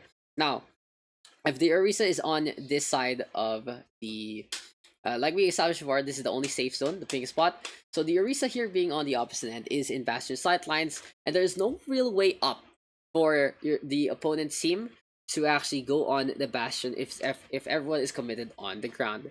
So it's going to be an easy shooting range for the Bastion in this instance, but without having the backup plan of the eye field, without having the protection of the Sigma from above. That was a mistake there. The moment the Sigma got dropped, should have been a rotation there to the right hand side instead. So anyway, where were we in? So no contest whatsoever. We decided to go for the Lucio instead. We get the punch, but we do seed up the points, and this should have been a winnable fight.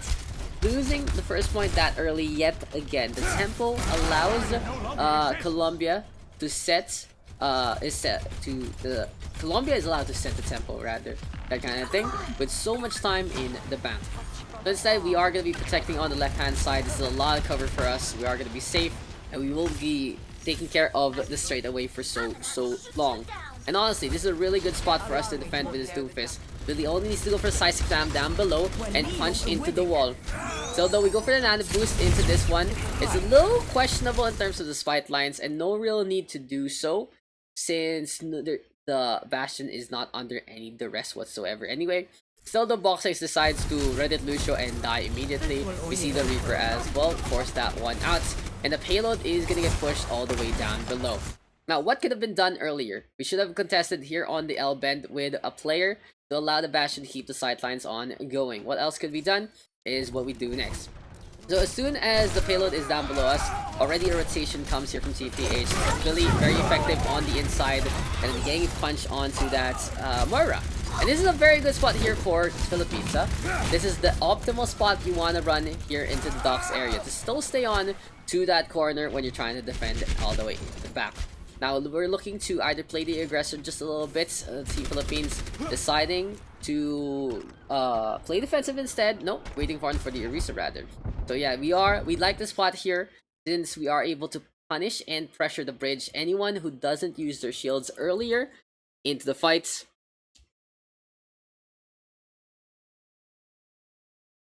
you know, not everyone into the fights gonna be able to get those shots all the way.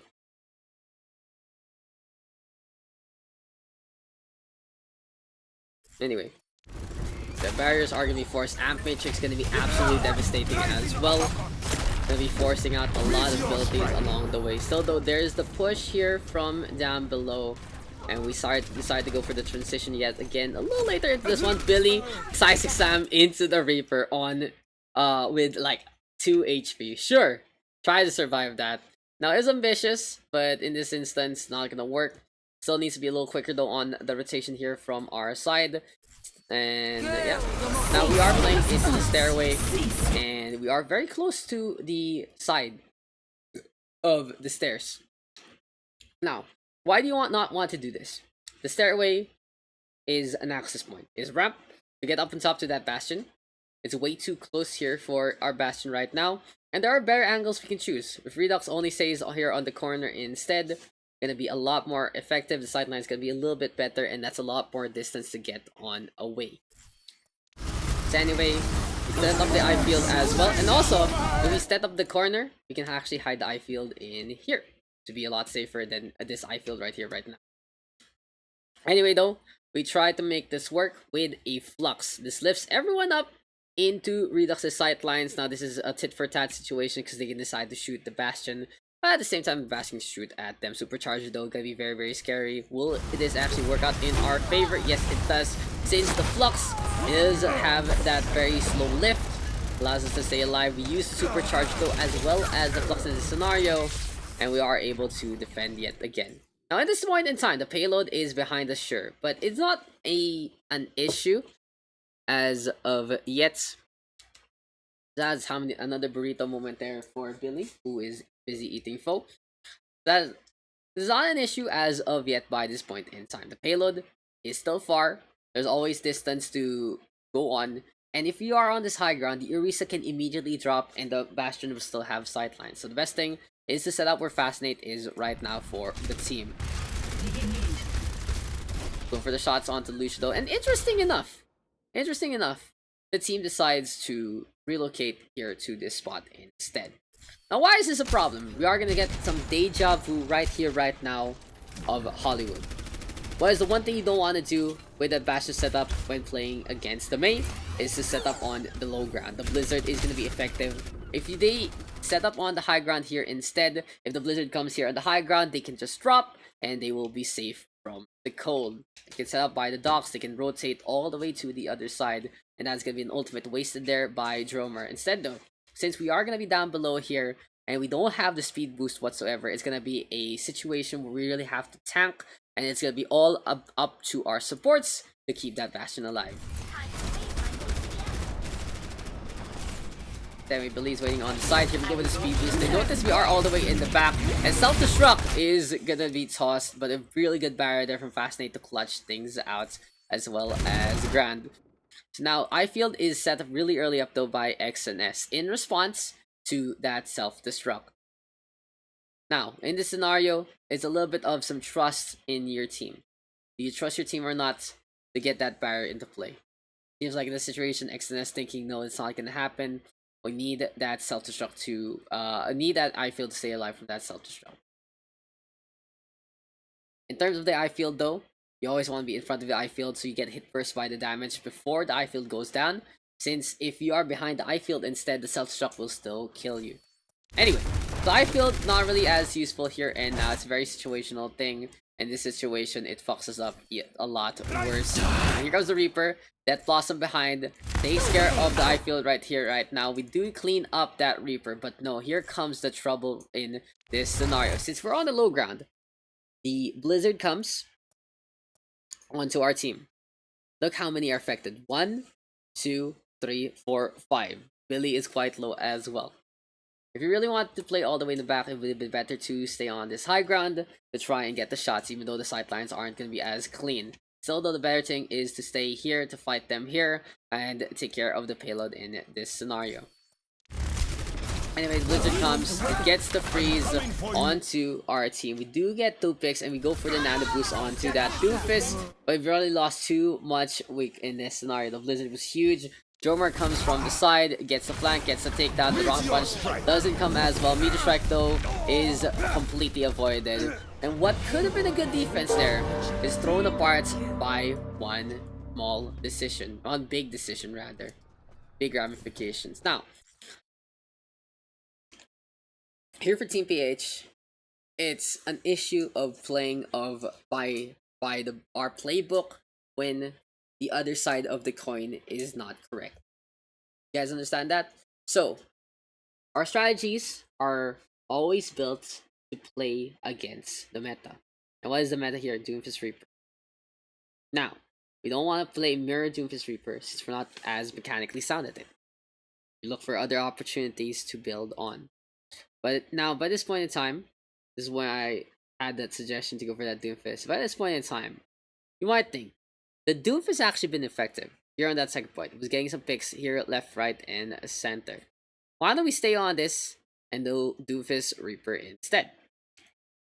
We do get the swap already from Redux. Jarn will swap accordingly as well as X and S. The Bastion not going to be as effective here on the third point unless you are able to really set on up accordingly, especially here on the outside. But since Dromer is already here on points, it's going to be a tough push all the way on the outside.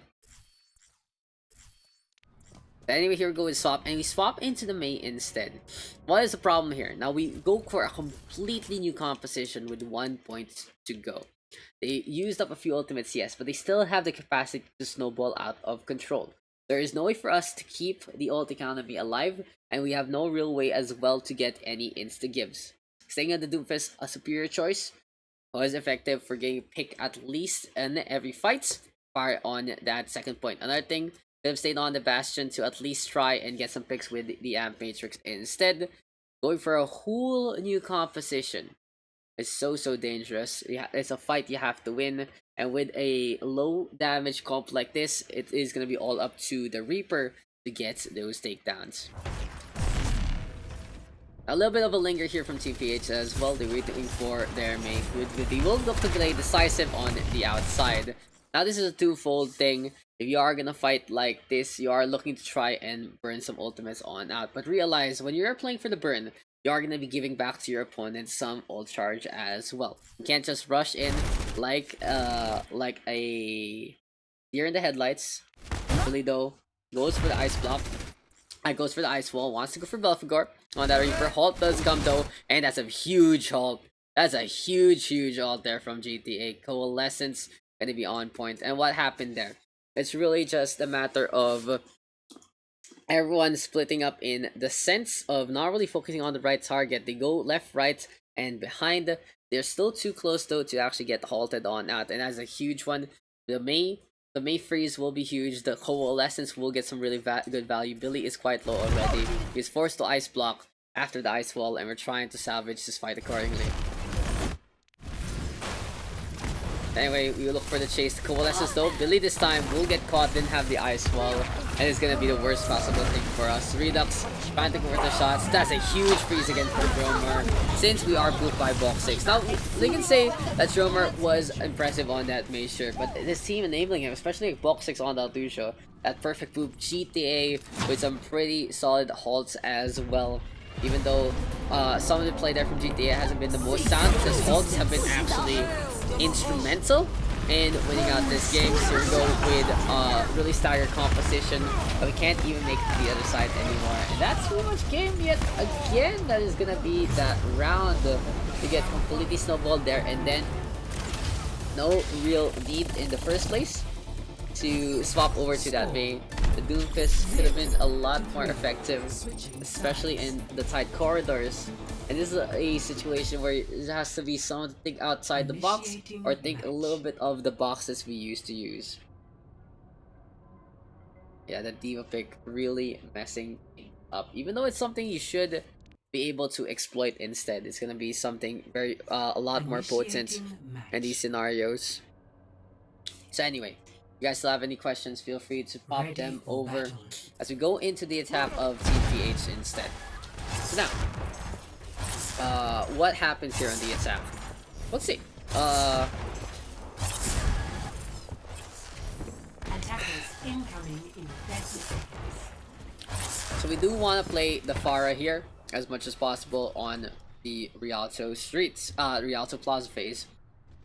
It's very effective, especially with the rooftop protecting us. We are going to get a lot of value with the Pharah getting shots from the side, because there are a lot of windows open from time to time. They do play the Bastion though with the Mei and the D.Va yet again. They will try to play defensive in this scenario. It's going to be an Ana to keep them alive. Usually you only play the Mercy when you're playing that Pharah, unless your support player isn't comfortable in playing that Ana in the first place. So yeah, here we go. Up on top, and the plan is pretty simple here for Team PH. Yeah, there you go. Where you at, my pen?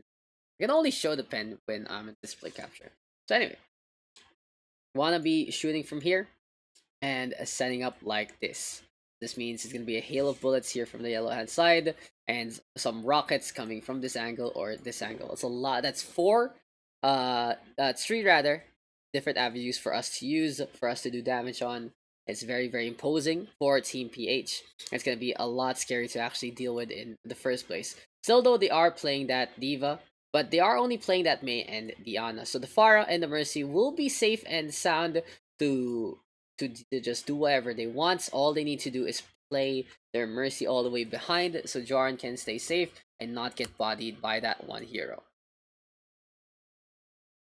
Anyway, Billy right now, go for some value, go for some shots. Highfield is early since the barriers are getting broken. And it's an opportunity for Team PH to actually set on up. We're on that high ground right here, right now. And they retreat. It's time to transition. Good notice here by the Philippine squad. Redux is gonna be setting up on that payload as well. We'll get Ice Wall though. And now with the Ice Wall, it's a little dangerous for our Bastion to still stay on. Shots keep on coming. We aren't able to set anything. We aren't able to really do much for that one. Now, how can this be played better? Well, the Baptiste can jump on up and go for the eye field. At the same time, though, the shield play from the Sigma could have covered them a little more. So a little mistake there from Grand. The Ice Wall will come eventually against the Mei. It will happen. It will happen. Should have been an adjustment immediately on the shield or an eye field toss to keep that one alive. Trying to break it all your own doesn't even do crap if you are in between two of those Ice Wall pillars. Look at that. Redux breaks one, but at the same time, he can't drop down since he is going to be in the middle of 2 and 3. Anyway, though, Billy's still getting some value, and that's Dromer getting so much ult charge along the way. He pretty much solo kills the Redux Bastion with that Ice Wall as well. Right clicks keep abound. And now, since we're still sticking on the payload, it's going to be shot after shot after shot. 71% already. Even though the halt comes, they're going to be in front of the payload. Look, another headshot there from Dromer. Ice Wall. The barrier is set up yet again. Finally stop this madman. But damn, 83% for a Mei. Less than mid. And that is a huge, huge stuff for Team Colombia. So the Fire Mercy not doing anything stupid, not doing anything as effective anyway. The Diva being a little bit of a pain, looking to maybe you could have maybe punished as soon as the halt came if they stayed on by the rooftops instead. Anyway, still Barrage is gonna come, gonna be an opportunity here for us to go for the play. App Matrix is set. An immediate retreat here from Team PH on the inside. Now, normally this would be good. You stay on the inside, you will be safe. But there is something coming your way. Something that can be very, very dangerous in the right hand. The Blizzard is available here for Dromer within the minute mark. And they are trying to go for the freeze as well. Billy, though, drops down all the way to the payload out of nowhere. Joran is caught in between. And that is going to be Billy getting taken down there in Zen. Now, how does this happen here? So beforehand, Billy is all the way in the middle, going for some shots. The play right here, right now, is going to be turning into that rocket barrage as soon as the halt comes, or as soon as the pressure is applied. But since the Amp Matrix is set, Philippines decides to hide, and Billy disengages by a quick drop on down. Unfortunately, though, concussive shot all the way away from his own Mercy. Could get topped up anytime, dude, and that is going to be the Diva looking for the punish. Now, what could have been better there for Team PH? Well, in this scenario, with everyone hiding from that Amp Matrix instead of fighting, they could have booped all the way to the right-hand side. But since they are only playing, again, one shield tank, they will win out in any kind of Bastion War, even against the Amp Matrix. It's going to be a lot more damage, sure, but with an eye field able to hide as well as having your own Amp Matrix in the back, might be better to actually fight, since it's 2 shields versus 1. Then we lose the Pharah, and there you go with the Blizzard. Hiding on the inside, immediate punish there from courtesy of Team Colombia. CQC is not the best way to go. They do lose the Mei Shuriken, no one drops with him to actually help them out. That's another clean fight there from Colombia. Again, the scenario understood compared to the Philippines. As the 4th time this microphone has dropped down since it is stuck by the chair. Now, Belfagor here has the tank available and to be able to go for some shots at any point in time. We'll be able to look for opportunities here to transition. And there you go. Colombia transitions here into the middle instead. Now, why is this better compared to what Team PH did earlier? First things first, they have this Baptiste ready to go. I feel gonna be able to get hidden onto the side. Second, we are playing that Pharah instead. So with this position, we are really unable to get those shots unless we are out in the open. Notice what Billy is shooting right now. He's trying to go for the splash damage here on the side instead of direct hits. The barrier is set right here, right now, so it protects them from the barrier itself. And if we play on this rooftop, the only angle we can really take is this low peak like this. Up, down, up, down. Not gonna be anyhow effective. On the outside, it's gonna be the Bastion tearing them apart. Compared to a while ago, when we needed the space away from that Mei, we needed the space from the Diva. We needed to actually rotate further to get our Baptiste back into the fights. Very big difference in scenarios. Self-destruct does come into the backline, doesn't get much. Tank build does come though with the ice wall there. And that is gonna be the show here for Team PH. Yes, again, we have already swapped on over to the Reaper composition instead. We want to play close, but with them able to drop one down that like that as well, and be able to just dominate the fights. Not gonna happen anytime soon. Anyway, Yuri's shield is setting behind, and yeah, we're running out of time right here, right now. We've been using a lot of setup time. We've been using a lot of these opportunities, and we go on the May Reaper yet again. Why? Why May Reaper again by this point in time? If the Doomfist was effective on that first attack, first defense, why not stay on? Why not use that one? Why not exploit the matchup, especially in a composition that, even though is not our plan A, something we can actually run in the first place. Now, playing the May Reaper again involves just running at your opponent, using the ice wall to block and botting the bastion. Sure, it still can potentially work in this scenario. The Philippines rotates to the right hand side. This isn't the worst rotation since you're going to be protected, but they do stop to hesitate. And chases their Grand literally gets torn apart since the ice wall there from Billy is too far off. Decides to go for the push, go for the ice wall into the ice block, but with the Grand falling down early like that, it's not gonna happen. And the ice wall needs to be a lot earlier before anything is set on up. So another loss there for Philippines by just one small mistake, not doing the ice wall in time. 60 seconds remaining. Grand not really putting up the shield as well, but it seems like he was trusting the ice wall to actually come in the first place. Still though, shield sauce, again, because Sigma can always toss the shield. It's very, very simple. They use the experimental barrier. And here we go with Philippines trying to dislodge them from the high ground. This is fine. They are looking to force things out. But look at this, nano boost from box 6 onto Belfagor. I feel this there as well. As soon as the freeze is out, that is going to be a show. Beautiful ice wall though to stop them away. Like the ice wall, like if you feel like that guy is going to tear you apart, you gotta be... What? I'm streaming. What the fuck? But the ice wall there to protect their bastion, that is gonna be a disengage. Still though, they already lose Redux down below, who falls on down. It's a little mistake there. They needed Redux up here on top to actually clean up that bastion in the first place. Anyway, ice wall comes. That's gonna be a rotate here from Colombia. Playing defensive isn't the worst idea, but in that scenario, it seems like PH wanted to go for it. Wanted to go for the bastion, even though the nano boost was there. Still puts us up, sure. And it's going to allow them to regroup. But without that Reaper right here, right now, it's going to be a little difficult. The halt comes as well. For the time being, they're playing the shield. And the Bastion will get caught. The Bastion will really get caught over saying is welcome. So good pick there from our side. Hope is here right now. The ice wall comes there from Billy and ends up saving everyone but himself.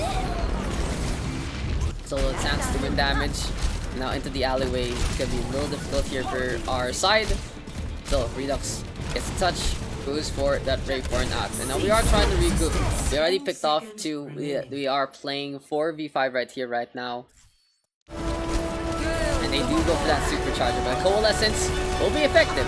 We'll be able to get some takedowns right here, right now. Especially playing that Bap Ana. You can't really heal each other unless you look at the Ana in the first place. Where the grenade needs to get used. It was used up earlier and was just blocked instead. Now, Team Philippines wins out the fight, but again, we are going to be playing that Wrecking Ball and Tracer. Now, on the Wrecking Ball, you need to be proactive. You need to be able to make plays. If you are able to get that touch onto the payload, that might be game over for you. Billy doing the same as well. Payload though being pushed anyway, and we pay attention to Fascinate on this high ground, as well as Redux up on top as well. So 3 on the payload though, trying to get this push as fast as possible. Can anyone touch right here, right now? The Orisa is already in position. And we are looking for some boops instead. Redux though looking to play his little bit of that Widowmaker cosplay. That's a huge boop though from box 6. The Wrecking Ball getting caught by the canal. Now he needs no more disruption and no one to actually pressure out in front. 5v6 not the best way to go here for Team Philippines. The Reaper though drops on down. The Death Blossom can be huge. He already forced out that DM earlier.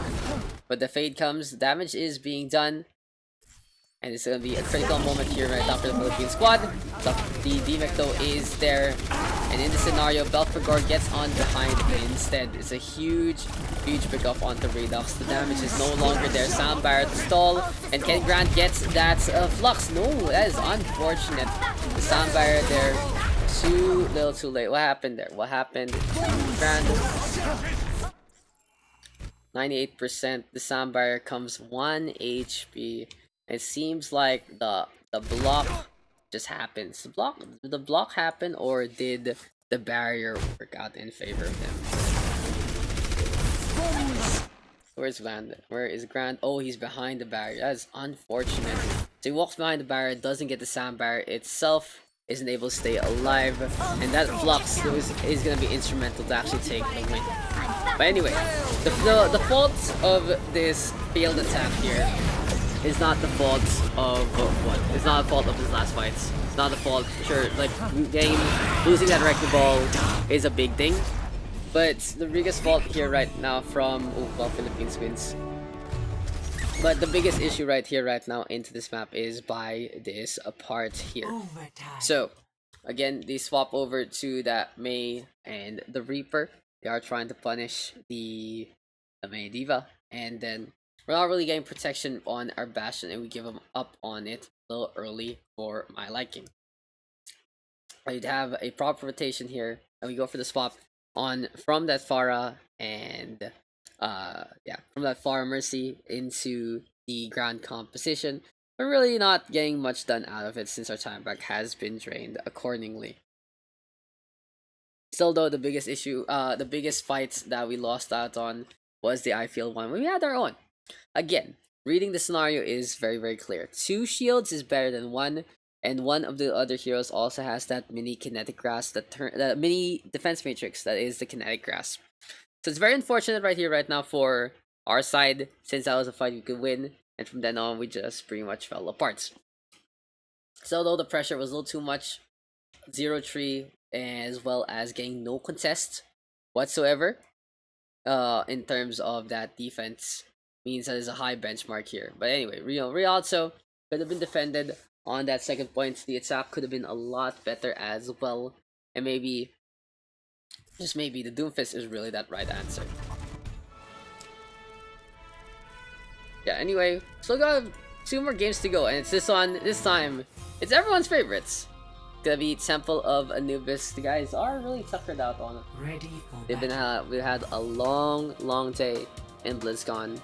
And I'm just like, I just want to be able to watch this. Are you gonna post the full game? What do you mean I'm gonna post the full game? The VOD is on the OWWC 1 channel, as well as in the World Cup viewer. The World Cup viewer is available for everyone. But yeah, we are gonna do the full match, every single one of them. I'm gonna whip out my thoughts in terms of their sets, in terms of what they're doing, that kind of thing. And yeah, just be public about this, at least to wrap things up on our end. The last time on the Sea Invitational, I didn't want to talk about it since we were using that as a stepping stone to actually build things up confidentially. But now, since the World Cup is done and we don't know what the future will hold in this incarnation, Team PH is done. We are finished. Let's see what happens next year. We'll see also who's gonna stay on together. It's a whole different thing. Yeah, anyway, you guys can check it out. All the matches are in the World Cup viewer. They will show. They are in the Discord, the Twitch channels as well. I feel like Blizzard's gonna fix that up as soon as everything is wrapped up. So now we are down 2-1. Rialto and Hollywood might have been, opportunities for us to win at least one of them, or maybe just win both of them outright. But anyway, it is what it is. Things happen, and this is Temple of Anubis. Now, the fun thing is, Temple of Anubis is considered our worst possible map that we have practiced so hard and really, ruined Scrim Tempo because of how bad we can be on this map.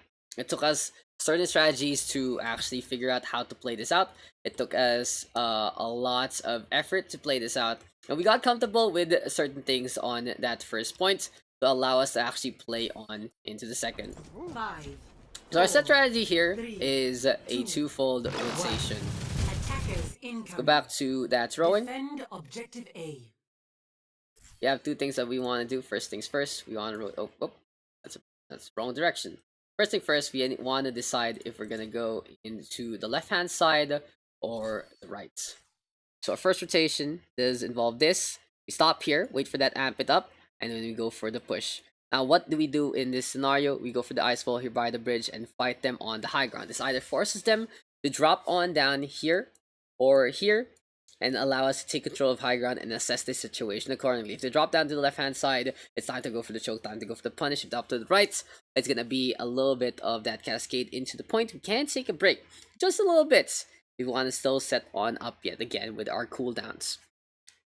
Now on the other side, we'll have a second rotation where it goes all the way around here, and then take a break there. Look for an amp it up opportunity, get that amp it up, get the cooldowns ready to go, and drop on down. Shield play is very simple. Ice wall. Oh, wait, let's do the color. Ice wall for this one. Here, ice wall is for like here to protect us, and then some shields to protect. Some shields to protect like that. You know, so shields like that. So we now have two rotations that we are very comfortable with May Reaper. We want to use those 3 shields, because a lot of spam comes from Anubis. Now they're playing that Farah and that May. You can't put a stop to whatever they're doing. At the same time, since we're playing that May Reaper against the Diva and the May, if we are able to just keep our shields up accordingly and rotate into the spots where the Farah cannot shoot us, we should be able to stay alive and be able to just body them accordingly. So yeah. Oh yeah, let's go back into this one. Where is my button? Yeah. So we do go for that May and the Reaper together. We're gonna be as comfortable as possible, yeah, as I said, and we go for the ice wall. Very good here for TPH. We lose absolutely no one. Quick May ice wall into that Orisa shield. Again though, not gonna be much of a play with that Orisa. If you notice, they're not really throwing those halts willy-nilly as much, since they don't really have anything to combo. They're playing the Diva instead of the Sigma, so the Orisa halt into the rock not gonna do much. The best thing to do is what, a Biotic Orb. So instead, they usually save these halts defensively in this scenario. Far Mercy though, going for the scout, will decide to go for the pull. And it's a little bit of an issue with Team PH. They linger on the outside instead. Now in this scenario, you want to play inside. You want to be away from that Farah, and if she ever decides to go for the peak right here, right now, up on top, it is going to be more punishable. What happens here is we are waiting on the outside. We don't want to push. And finally we do so. Ice Wall does get a separation here and now. At the same time, we do get the bust very, very quickly. It's Fascinate though, in position. Billy gonna go for Ice Wall. A little too far off. Could have blocked out the Moira there. Like, we want to go for the Ice Wall around... around like here. To really force someone to drop on down. This allows them, sure, to not back on outs and make that decision as well. It really is on how you position that ice wall accordingly. So anyway, the ice walls do come up. We do get the burst. The May and the Orisa should be able to stay alive for quite a bit. There you go, the freeze though. Billy doesn't pop the ice block in time and he will get taken down. Rando with the D-Mech, and that is a huge one. Taking care of the Diva Mech this early allows the team to truly set the tempo. It's gonna be one fake hero.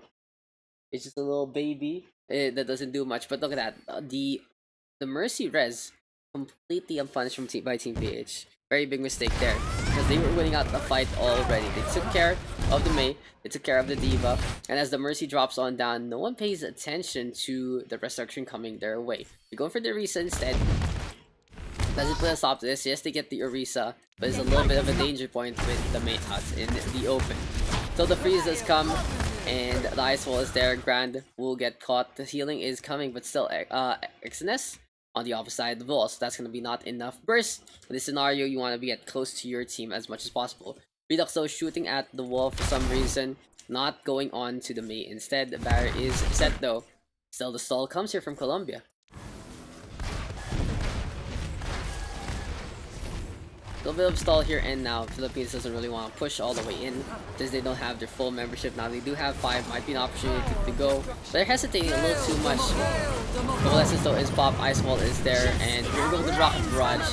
Now what wrong there for Philippines? You need to keep on the pressure in this scenario. You have the advantage in terms of numbers, you have the advantage in terms of spawn. It's time to just try to cascade on in a little earlier than it should. Now, of course, you don't want to feed yourself into the meat grinder, but it's taking way too long, allowing the Pharah to get in position for that one, and no one really taking care of the scouts. Gonna be a big mistake there, and then they just walk into that one and get run over when they should have been able to not hesitate and decide to pressure to try and get that pick. Like, if you notice, it was just the Mercy Pharah and the Mei. If you go on the Mei, force that ice block, you go on the Pharah Mercy. Right? There's always the opportunity. So ice walls do come for both sides. We do get the burst, and we are able to transition on in. The D.Va does get the scout, and here we go, the Pharah shots. Yet again, we're playing against Pharah, and they're hugging on the left-hand side out in the open instead of the right-hand side, where it's a lot safer. Very, very dangerous. We lose Jarn. We play on the inside instead. Retreat is decent. Let's look to stay alive. No one can really punish us except that May Blizzard, which might be coming our way very, very soon. There you go, yet again. They get another pick. Billy gets taken down by Belfagor. Rob Barrage is available, and this is looking really nice here for Team Philippines. They already had that first fight in the bag. Okay, they already had the first fight, but they are slipping on up instead. They aren't playing against the composition accordingly. And in this scenario, honestly, especially on 2CP, this is time to maybe go for that hit scan. Not go for the Widowmaker, sure. You can go for the McCree instead. Running the McCree Reaper is a strong pick. The Sombra is something we can discuss later on, but it has been a very good pick against this roster as well. And again, playing that Doomfist. Playing that Doomfist punishes so much on the ground. They can't go for the pick, and the farmers, he can just get shrugged off with the Sigma and the Orisa. But with that roster, it has to be quick. You have to get a quick pick down below on the ground, so you aren't gonna get farmed down by the Pharah in the first place. McCree Reaper might be the answer here right now. So playing the May Reaper, you're going Rock Barrage, Connect Grass, tries to stay alive. They use the Blizzard. There might be a little bit of an over ult there from Team Colombia. They use both DPS ultimates, which are usually the seal breakers here. They're gonna be the ones that say, okay, we gotta put a stop to this push, and you need one of them to do all that damage. And this scenario in this composition for Team Philippines, self-destruct will not do as much as you'd expect, since 2 shields and the ice wall are gonna be big Deals. Colombia though playing on the outside for some reason, stalling a little more time along with. Well, you're still live. Yeah, dude, we're gonna finish the series before we're done, okay? I'm gonna finish this whole thing up. Hello, Grand. And everyone has left me, so I can actually have a proper quiet VOD review. Rotation, though, a little iffy yet again. The shields just aren't being set by Philippines properly.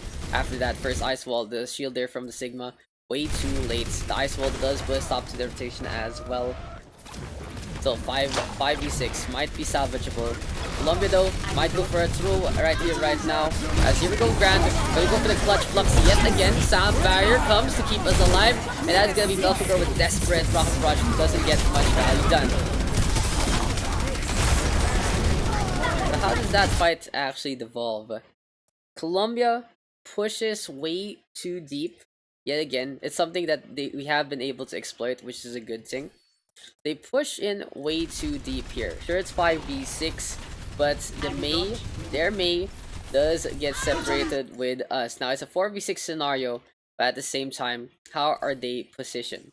The Pharah, the Mei, and the D.Va are all on one side. Everyone else is on the other. And the Pharah is a target of opportunity to get blown on up.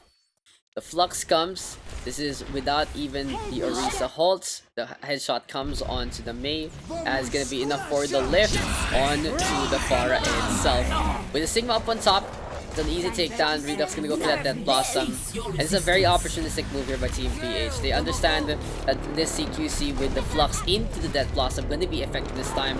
Gonna be a way to actually choke them out, since again, no real way to stop that Blossom. They're not playing that Sigma. We took care already of the Mei. We took care of that Pharah. So that Blossom gonna be a death sentence here. And now everybody clustered in.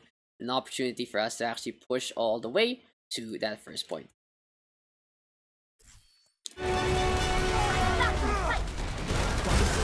Yeah, Coalescence does come, and we are backing on out. Now, I don't like this. I don't like how they split up like that. the better they're able to group up as one first, since they still is a lot of time to go on. There's the Moira that get punished, but it has turned into a scrappy fight yet again that we should win. This time though, we are confident on our actions. Jordan will get left behind trying to play against that May. Finally Grand does get that takedown. We got Doomfist. The first time I've actually seen Colombia play that Doomfist. It has a good punch from Belfagor, but it just isn't gonna be enough. So anyway, so Philippines is able to get the push all the way in, being opportunistic like that. It was Colombia making more of the mistake instead of Philippines actually winning that one out, since they lost their Murder a little earlier, but good on them to be able to clutch it out with the Flux, since it was a opportunity into that close area. So anyway, now we are still sticking on that May Reaper. It is what we're comfortable with, especially on a map we're not really as comfortable in, so you can't really hate on that. They're playing May Reaper as well. It's pretty much a mirror composition besides the Sigma versus Diva matchup. And again though, Ice Wall is set, Halt is there, but the barrier is already set on up, so Philippines will be able to safely transition, no problem whatsoever. Waiting for some cooldowns, no, and into the Necropolis we go. And yet again though, Fascinates. We'll get Ice Wall, Redux is there as well, gonna drop on down to go for the shots, and that's Fascinate down for the count. Now Billy gonna pop that Blizzard from above. Now this is completely unnecessary to use the Ice Wall like that. You don't really need to go for the lift if you have that Blizzard. You can toss it on the other side if your main tank feels that he can survive long enough for the fight to actually stay in a winnable scenario. Anyway, I go for the Blizzard. 5v6 scenario though, and CCP, you don't want to take these risks. You want to be very, very decisive. The spawn advantage is such a big deal. And even though Ice Wall is used, Blizzard is there as well. And that's why you want to have that Ice Wall instead. You want to be able to block them accordingly from getting rid away from that AoE. Anyway, in ultimate use, Coalescence is pop in response. There you go with the Ice Wall from their side as well. And that's what you want to do with that Ice Wall Blizzard combination.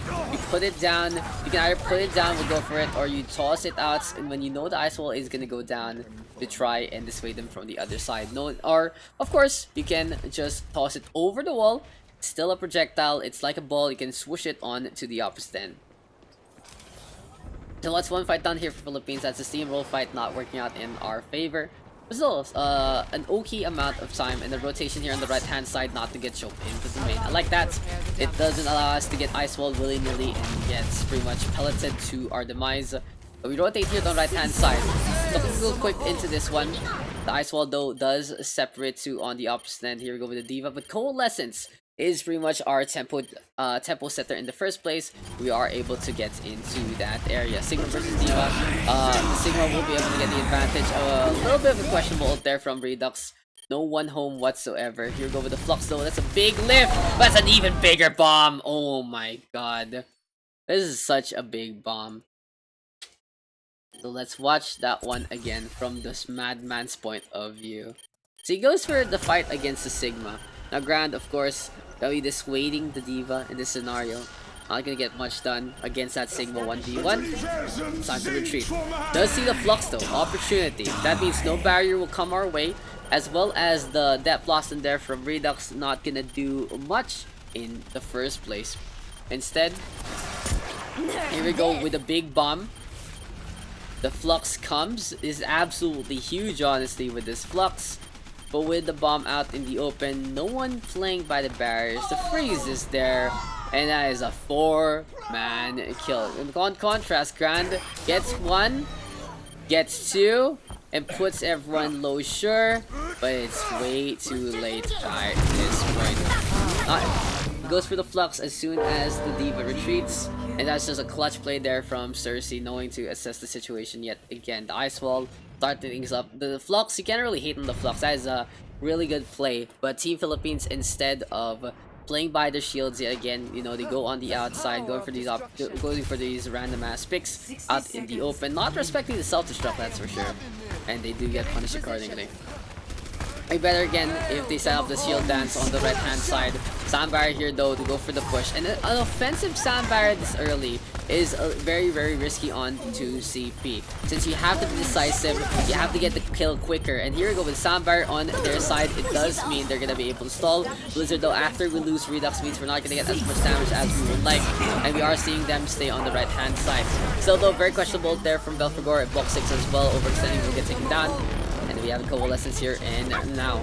So we are going to be able to scrap it out, able to still stay on to the points. A while ago, we went for that sound barrier, and if only Team Colombia didn't really like mess up in their positioning, they should have been able to stall that out and win it with around 15 seconds to spare. Anyway though, we do get onto the points. It's pretty effective to jump on in on the left hand side, and at least this time the Philippines decides to go for the shield bans. So though picks do come, finally getting some good focus fire here and now. Even though they go for the freeze on the Lucio and the takedown onto the Orisa, you know, one target is the way to go. Blizzard does come here from the blue hand side, but we do have enough to try and get away. The shield there from the Sigma trying to save Jara, not going to be anyhow effective. But we won the fight as soon as the Death Blossom was tossed randomly like that into the takedown of the Lucio. It's just Team Philippines cleaning up one after the other. Kill after kill after kill. Takedown after takedown. And there you go. So what are your takeaways here from Temple Maneuvers? The attack, yet again, the mechanical skill there onto that Diva and that Mei being bridged only by the strategy and the comfort on the Mei Reaper. But at the same time, if you wanna even do better, there's still strategies that you can pick up, the strategies that you have studied before and can still run. Ever since map 3, I was the proponent of playing the Doomfist on these scenarios. Again though, not able to watch this, unfortunately. Only seeing exactly what's happening right here, right now. And anything that interests me, I'm just like, I'm looking back into this. Like, damn, how did that actually go?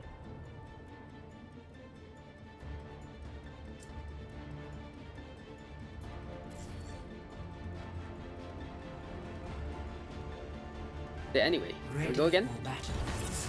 It's gonna be a Mei Reaper one more time. Now this is a very comfortable defense here for Team PH. It's a simple one. We saw it a while ago. It's you stay up on top here and just ice wall this doorway accordingly.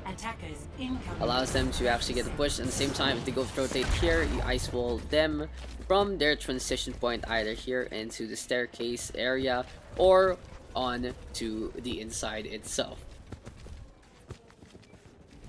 Blizzard can be so strong all the way on the inside. But Colombia decides to change things up a little bit. They're gonna be playing that ball instead. First fight attack talaga was a missed opportunity. Yeah, I know, right? Just a hesitation to actually push on in with such a big spawn advantage, really hurting us. Alright, double shield play right here, right now. Let's make sure no Ana nades are coming our way. And we do see the ball here on the right hand side.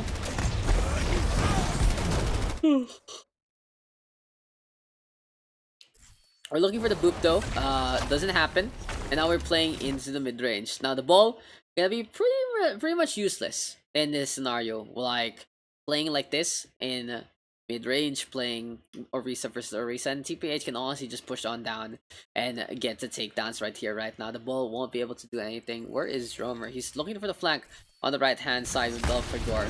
Might be an opportunity to go for the ice wall. It is a mistake here for Team Colombia. They are gonna go for the capture, yes, but TPH decides to drop on down to take the win. Still though, Fastnate decides to run to the point for some reason on his own. He's gonna get taken down. The rest of Team PH looking to clean up the fight all the way in front. And we can take down there and then onto one, make that two. And it's gonna be box 6 next on the list. Really the chase down here from Team PH. We lose a tick already. We are gonna lose a second one right here, right now. But the fight is gonna be won with the Lucio still being chased after. Ice block is forced, and yes, Team PH takes the win. Now what could have been done better in that scenario? The Orisa should have stayed with the team, finish up the fight in an instant like that, where you drop on down anyways. Redux, look at that. Triple kill for the baby boy. If you're gonna drop on down here below, you're gonna want to just secure the fight as quickly as possible. Now how does this work? You drop down here, that means the fight is gonna be forced here. If anyone actually decides to go all the way to the point, that is gonna be what? That is gonna be a 1 member down. Make that 2. If you're gonna go for the 6v4 scenario, they're gonna die a lot quicker. You might not even have to give up a single tick if you keep on with that amp speed boost to come on back to the other side. But yeah, a little more discipline there for Team PH gonna be necessary. No need to really contest that if you're gonna be looking to play into ticks. If you didn't want to give a tick in the first place, you have to just drop down backwards or hold your ground into the center part of the map.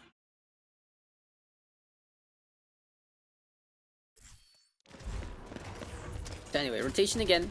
There's no real need to play back by this point in time, since it's going to be a low ground scenario, even though the wrecking balls won't be much value. If you are able to stop the wrecking ball anyway with the items you have, you know, the Orisa ball, not really the best combination in first place.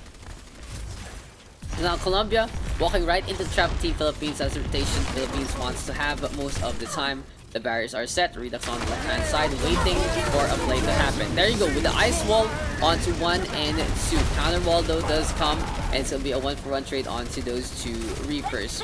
Now with the wall being played, Gargoyles of Blizzard, sound barrier in response, and this is a number of ultimates coming our way, but look at this. Look how unfortunate here for Team PH. We lose Billy, we lose Grand, we lose Fascinates, even though the sound barrier was on point. There's so much damage coming our way by this point in time. Still though, looking to clutch it out with the supercharger. Redux is still alive, coming to the point, but it's gonna be way too late to pretty much do anything in the first place. So by this point in time, TPH has that Blizzard in that fight, just that Ice Wall not really gonna protect you. The Blizzard, instead of trying to lift yourselves up with the Blizzard, it's always better to get out of that AoE cone. Could have pushed forward instead, could have been able to stay alive. They go for the initiation, self-destruct, distract, not gonna happen. This time the barriers are set really well. Blizzard though in to play here on the right hand side. Coalesces though, look at that, keeping the pressure onto Billy. Ice Wall can be separating him as well. They're trying to keep the damage away from Boxx, who gets frozen, but at the same time, it's not gonna happen because they're going with the right clicks instead. So it's a 1-for-1 trade. Billy though will get separated, and now Team Philippines just getting a few of these picks. But Colombia losing out way too early into the fight. There is no real feasible way for them to still stay on. Very unnecessary ults though here from Philippines, especially that Death Blossom. It does allow them to stabilize, and now we finally get the Doofus yet again. Now Billy's thinking, is it time? Oh wait, how many hey Billy, you're back. The world is worth Come here. fighting for. Come here. What's up? So cold. First you get the seal of approval for picking Doofus in Temple of Anubis. Where's the burrito? I'm out. You're out. But yeah. So where are we? We are in Anubis still. We're looking at that defense, the best defense the Philippines has to offer. What's up, Uni? It's been a while. This Billy just running away. In the toilet. In the toilet. Swipe on the... You get the toilet paper. Okay, we go back to the Mei instead of that Doofus. But you know, honestly, the Doofus could have been a better pick in this scenario. Back to the Mei though. Is what it is. Play to comfort, sure. Oh, I go back. And I realize, wait, dude. Yes, there you go. That's exactly what I want to hear there from Mr. Billy. And here we go with the push it again. Play on the outside. It is very scrappy, but since we're able to, again, abuse our advantage with that Sigma versus Diva matchup, we force out the sound barrier very early. Now, we are going to go on the retreats, but we are able to get the clutch on out. Very quickly done by our squad to try to rotate all the way back in time. Just punishing that early sound barrier doesn't let them play on. With our amp speed still available, we are able to keep pace and have that second barrier to protect us. To stop onto the Doomfist finally. It's finally happened here into this series. The Doomfist is honestly the pick that we've been waiting for so long. And this time we are going to be playing into the corners, into the aggression as much as possible. Every rotation the Doomfist can deal with. Every rotation the Doomfist can go for the punch. And here on Anubis, it's going to be a lot of strong damage. It's really running so fast. Here's a ninja. Self-destruct comes on the left hand side, but immediately, look at that pick onto the Belfagort. That is a huge one. Takes care of the Reaper. That's gonna be so much less DPS since it's only the Mei yet again. Self-destruct into the backline though. Gonna be by the Ice Wall and take care of Exodus, sure. But still, the Doomfist, touch after punch after punch, kick after kick. And this is the point in time where you're just asking Philippines, why didn't you go Doomfist earlier? Why didn't you just do this as quick as can be, especially against the Diva? Another one fight here by Philippines. In this matchup, it hasn't been the cleanest for both sides, that's for sure. And so into CP, whoever can get those picks on that defense will be able to win it out. And Philippines able to do that again and again for the past 2 bits. Did you know that time all of us were like saying, don't kill the Diva, kill just the holding time. Nice. All of us like, save her. Yeah, so the Philippines now has 2 points of clashing. It really depends on how they want to go for the engage. It starts off with here into the middle line. So by the bridge, they are going to be able to make the decision to go push forward and fight all the way on the outside, or push forward to try and get a halt punch here on this spot, the yellow spot here. Now on the other foot, Team Philippines can also decide to play all the way back here into the behind and decide to play the objective here instead. Now usually what happens is the safer route is to stay here on to point number 1, but also do both halt punches since the Doomfist is able to traverse the map very quickly. On the other hand, if you are going to play on the outside, it's a very aggressive push that works out since if you get that initial pick or 2, even if you lose out into the fight, you're going to be able to come back with that spawn advantage in tow. Obviously, every time you fight, there is that risk available, and most teams opt to just look for the safer option of getting the pick here and forcing them to stagger themselves, forcing them to wait and allow them to push all the way inside. It's a lot safer, but it really depends on what ultimates you have and what the enemy is running. They're playing that Diva, the Doomfist can exploit it, the Doomfist can go for the push, and TPH can play the aggressor instead.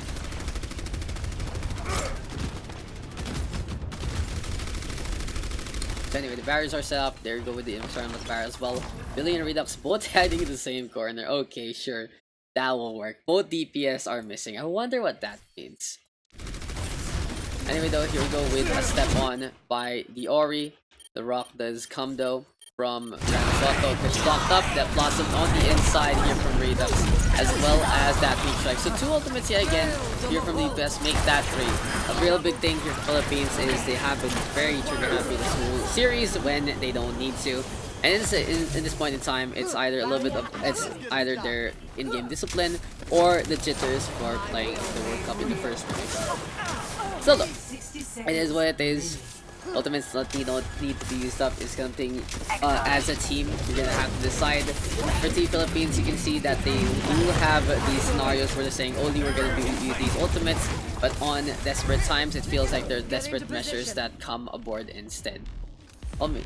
We go back to the Mei though, looking to try and play the mirror matchup yet again as soon as the McCree swap happens. That is a really good pick here from Philippines, since the McCree will struggle against the Mei as well. As soon as the freeze comes in, the Doomfist might get stopped actually by that McCree with a flashbang into defend the hammer or from shots from anyone else.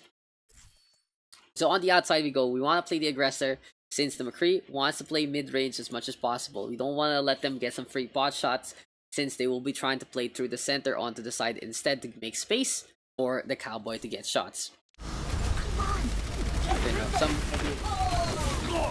Wow, we get him. Good job, Billy.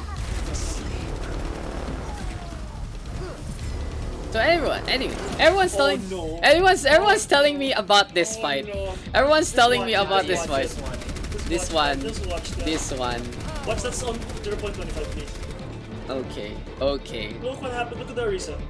See, Arisa's in the middle. The call was to push forward, everyone push forward. Okay, we are in position to push forward. Yeah. This is let's run team. Look at Fascinate's point of view. Yeah. Right? Alright. So he pays attention to the Diva. Okay. Yeah. So He's the Lucio too. he's the Lucio. Okay. And the damage is being done. The call was ready to go to push. They are shot calling. Okay, so Joran is behind, making sure, looking to scout if anyone's passed by. And Philippines on the outside. Yet again, still proper decision to push forward. Yeah. First things first. Okay, now let's explain this again real quick. First things first, they still have the McCree on that side. They don't want to let that mid-range. Second, look at the objective. It does have 3 ticks still givable. That means if someone does run to the points, you can clean up the people transitioning instead of the people onto the point. Sure, you give up the tick or 2, but it is a very secure way to win out the fights, since usually the people who touch the point are the ones who are speedsters, can't really sustain the fight for way too long. Your heavy hitters are the ones who are a lot slower. And it is a very big opportunity to pick off like either the Diva mech right now, the Reaper, that McCree. Gonna be easy clap 1, 2, 3. Now usually of course you can play it safe. It is 8.4 seconds left. You can call for the retreat, since the only one left to go for the touch will be that Lucio. So yes, the McCree will get a few pot shots at you, but you will be able to kill that Lucio first and foremost. Even with the sound barrier, he's gonna have to pop that alone, and a rock into the face might be even into the cards. Anyway, the call here for Team Philippines is to push forward, is to play aggressive onto that Orisa, and they do keep an eye out on to everyone else coming their way. So what happens here? Philippines hesitating a little bit. Half decide to push forward, and half decide to go back. That is the worst possible thing you can do right now, as someone is teleporting up on top, and that is gonna be a Reaper looking to dance that Death Blossom. So now the two tanks are already behind with the Lucio, the Reaper, the Mei, and the Moira are up all the way up in the front, and they should be able to secure the kill here on to this Orisa. Rage Form is forced out. There's a takedown. Well, what happens here? So Joran tries to go for the sound barrier way too late, as the Death Blossom is there. XNS gets burnt by the Coalescence, and that is so terrible for Team PH. The tank line in the back line, the DPS and the supports in the front, that is not gonna get anything done. Billy tries to stop things with that ice wall. Sound barrier here from box 6, obviously to still stay on. Gets Belfagor, and Drummer even gets to pick up on 3 Daks by this point in time. So the supports are gone, the DPS are gone, the tanks are the only ones who remain, when it shouldn't be that case. Flux to try and clutch it out, gets absolutely no one. Even though the halt was ready to go here for our Fascinates, you know, they didn't go for the play, and it's just time to get the burrito, to hit everyone asleep awake, everyone making the big mistake. But the biggest mistake of all was to hesitate on the call, not go for it, and decide to push on forward. The Fascinate dies, XNS dies next, Joran dies next, and that is the show. That is a team kill to remember. Billy swaps on over back to the Doomfist though, looking for a pickoff. Can't even touch as the boot comes from box 6. Yeah, that is so sad. That is honestly the saddest thing that could happen. It's this fight.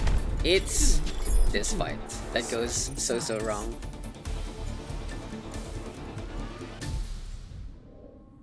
Initiating match.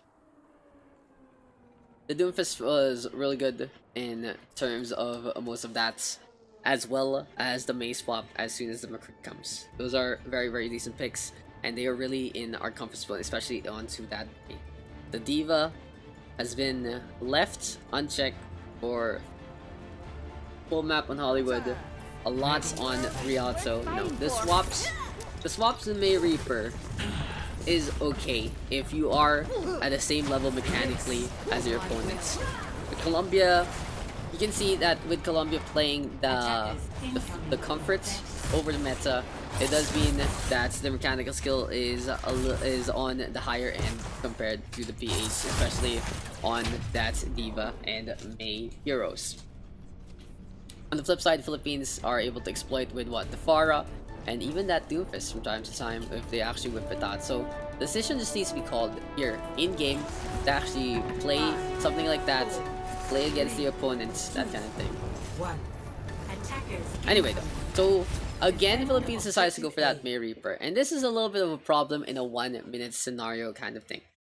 When you're playing a 1-minute scenario and you play the exact same thing, your opponents will be expecting exactly what your rotations are, and you're gonna be a little iffy on how these things are gonna play. Anyway, the Philippines should be able to stay alive, but Billy immediately dies out of nowhere to chip damage. We haven't even started yet, and already someone has fallen. That is a big hit here for Team PH. How did that go wrong? Well, in this scenario, it's usually Billy who is trying to go for that first ice wall. They come from the right-hand side, and they are looking to set up that defense, but without any of those shields in position and with a perfect shot there from most of the DPS line, it's, you know, it's a biotic orb going through that shield. That's gonna be the takedown there and then. So first pick is really detrimental for us, since they're already expecting. You can see they were spamming on that spot, and now this time they're expecting another spot here. They're already spamming. They're going for the hits. Ice wall is a little too far off. Sure, it's close, but not close enough. The ice wall on their side instead gets in the way, and we are not setting up any of our shields whatsoever yet again. We are forced to back with 20 seconds left. We need to make a decision right here, right now. We go on the dive. Now, if we were to go the dive in the first, it would be better if we just did it in the first place. It's a minute. Gonna have the opportunity to have 2-3 fights, even tops, if you are quick enough. Trust the on fast nates. We go for the rotation. The Tracer gonna be using those blicks as well to get the other side. The ult advantage here for Colombia. Redux though does get a pick. We finally see the Redux Widowmaker out of nowhere. But in this point in time, it's not gonna be anyhow effective. He's hanging on back. The first shots does get picked off by the Pharah instead. And that is the show. What happens there to Philippines? They play the dive in a way that is just desperate. No real way to actually group out the opponents. All charge in the favor of Colombia, and those picks, just pick after pick when unnecessary. You know, if you're gonna do the same thing, you better make sure that you are able to execute on the dot. Because if not, they know where you're going, they know where you're coming from. That's gonna be the show. Match. Ready for battle. Yeah, anyway, Philippines again, this time on the defense. Hello. And on to the May Reaper, we go one more time. And, you know, May Reaper, always comforts, always a comfort pick. Especially on this map with more on those strats. So though, again, could have been called for that Doomfist, could just go with the insta-give hero, especially against any kind of diva shenanigans. So Colombia does go for that Wrecking Ball yet again, and this is just one, there's only one plan here for Wrecking Ball, to boop down this middle composition all the way to the front and allow them to actually fight with that May Reaper. A good call here for Philippines though. They decide to rotate onto the back. The ball now completely useless in this scenario since they're not playing the dive anyway. There's no real setup with the composition behind them. That's a good halt rock there from Grand. Watch that one again. Watch this one. This is a solid rock from Grand. No, they do. No, they came to us. The Lucio player came to us. To Brandon. Yeah, oh yeah, that happened. So we have Box like floating up on top. Here we go with the halt behind. That is a halt behind into the perfect rock. Damn, who is this Team PH I see? Like Newton. What an well executed play. So anyway, the Wrecking Ball tries to go for the boop. No one's gonna get booped all the way in CQC like this. Ice Wall to even block out that May, and that is clean first fight here from Team PH. Yeah. Now one last fight here for Colombia. They go back to their diva. So though ult advantage is in favor of Team PH, even though it's just a little bit of that efforts. They are staying out in front. They see the diva already, and they are looking to rotate it behind yet again. It still works for that diva, sure. They are not going to be able to play as strong as possible all the way to the front. The halt though, that's big. Another big halt there from GT, yeah. He's been getting these really big halts, allowing their mate to go for those freezes. This time though, shield placement here for Team PH might be a little better. coalesces all the way in behind as well. Again, another good shield dance here from GPH. They're able to get pick after pick. No damage isn't coming. The way for Colombia at coalescence. Sure, not in an angle to do damage, but not an angle to get any healing really done. And there we go. It's a draw. Now, what do I think of that map? Now, that's the real question. What do I think of that map? Hello, Mr. Billy. I think that map was very winnable for us. That was a throw and a half and 1/4 and 1/4 and all those numbers. That's for sure, you know. Oh god, this. Oh god, your phone. It's fine that we didn't, you know, lose Anubis, allows us to live to fight another day. But you know, but that was what we could have done to actually even things out. This is the point where I actually get on the inside, and yeah, I only got able to see that attack, so I was like, okay, no, the Mary Reaper's just okay. Good rotation there, good call on the backing on that. So remember, when they're playing the dive, you want to be able to choke them out on their spot and to do something, be proactive instead of just taking it. Instead, don't let them execute their plan. Now we go into the last map. It's Ilios. We go into map number 5, and you already know the result here and now. But let's talk about this one. So pre-game about this one, we're talking about maybe playing that Sombra just in case it is gonna be anyhow effective. But a general rule of thumb of doing something that you've never done before in the first place is you do that in the round that you have to give. Okay. In the round you have to give. In StarCraft, what happens is, oh, you're gonna go now? Bye bye. Round 1. What happens like in Capture StarCraft the is objective. if you win that first map, the second map you usually go for a cheese strat because it might be a way to get an easy win, that kind of thing. So you usually want to give that when you're not really your back against the wall. Now, we start things off on Lighthouse though. We do want to go for our May composition, so it is what it is, and we go for this one. Teleporter online. Again though, Sim teleporter into Redux teleporting, that kind of thing. We use the amp it up immediately though, and what we can do a little bit is to use the amp speed when we're at the choke instead of immediately just running for it. Anyway though, Reaper gets to teleport in position, and there's already Team PH set up pretty well on to the point itself. They're looking to try and align themselves in terms of the barrier placement. The ice wall here on the left hand side will not let Colombia go for some shots whatsoever, and we're really well protected in this point in time. So anyway, the fight happens, and the shield here from GTA is set up accordingly. Now the halt comes, there's the DM as well. The halt apparently gets the Orisa of Fascinate as well as Billy, but sure, it's not the worst scenario yet. They run on in, they run on the left hand side, ice block here from Billy to still stay on, and it's gonna be a little bit of that freeze action. So honestly, Philippines should be an advantage here. Already the speed comes, already the ice wall comes, already the amount of abilities come from the side of Team Colombia.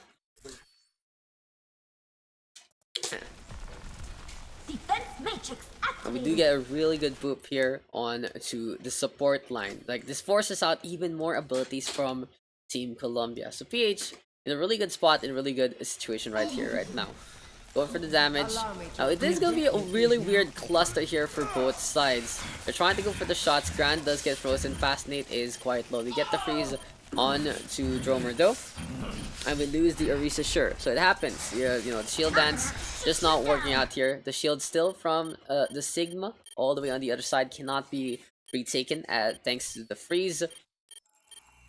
But the big issue here is like the big question right now is how Redux is gonna play this out on the Reaper. He's going for the shots, and that is gonna be Colombia deciding to shield dance behind their own barrier. Now, even though the abilities have come, the shield is still set on up. The ice wall right here, right now, though, from Philippines, from Mr. Billy here, to try and protect us, look for the reset, and it is gonna be a 5v3 scenario. How much? Freeze comes on to Billy. That's gonna be some focus fire. It's gonna be a takedown, and that is gonna be the show. So where did it go wrong here for Philippines? The fact that the Simga shield was not retaken and that the Orisa barrier wasn't really used up accordingly. In that scenario, no need to really funnel into like that. Instead, could have been a spot there. Okay, wait. Let's actually draw on it. Let's actually visualize that one yet again. Time to raise my 51. Okay. Yeah, let's watch this. Back to the drawing board. Anyway, we do get isolated, sure, but again, still regroup. Ice block used a little too early there. No real need if the damage isn't coming, but sure, it doesn't matter. We have a first shield set up like this. Second shield is set up like this. So what is the shield dance here now? This and this, and this and this. This spot, the triangle in the middle, is a zone of where the opponent really where the opponents might be able to fight you, might be able to push into you, that kind of jazz. So in the meantime, trying to go for the freeze. GTA gets in the way of Fascinate, so does big body block on Theories. A lot of damage being applied already. But at some point in time, you want to retake this barrier. It's completely useless. Put it here instead to keep your Orisa alive. Yeah. Yeah, there you go. There you go. And pop it right near right now. Since the shield barrier there doesn't allow for a proper shield dance, everyone in the middle, and instead Grand gets frozen. Still, there was a lot of time to actually retake that shield. A lot of time in that transition to move around with that shield, that's for sure. And, you know, it is what it is. Fascinate dying, and then looking for the freeze. Now, still with the Orisa dead, there is one more chance if you can get a pick off onto like this Diva mech. They play on the outside, and we decide to seal it with a kiss with that wall. But with the Mei getting caught on the other end, and no one really protecting Billy. As Billy gets isolated, everyone else decides to focus on different targets. It's Grand on the Reaper of Redux on to the Diva, and Billy getting frozen. That's really the death sentence there. Targets there for Philippines just very off the mark, and that is gonna lead to them losing into the fight.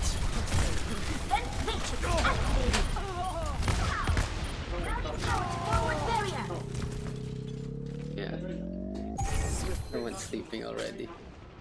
Yeah, first point goes to Colombia.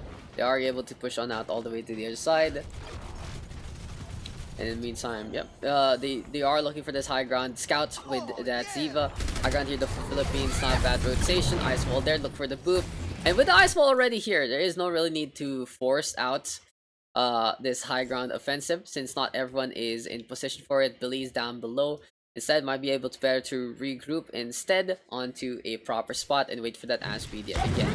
Ult does come though, and here comes CPH. Billy's on the right hand side, and they are able to regroup, sure. Even the target self-destruct comes up into the air. Leaves nothing. The barriers are set on up pretty well.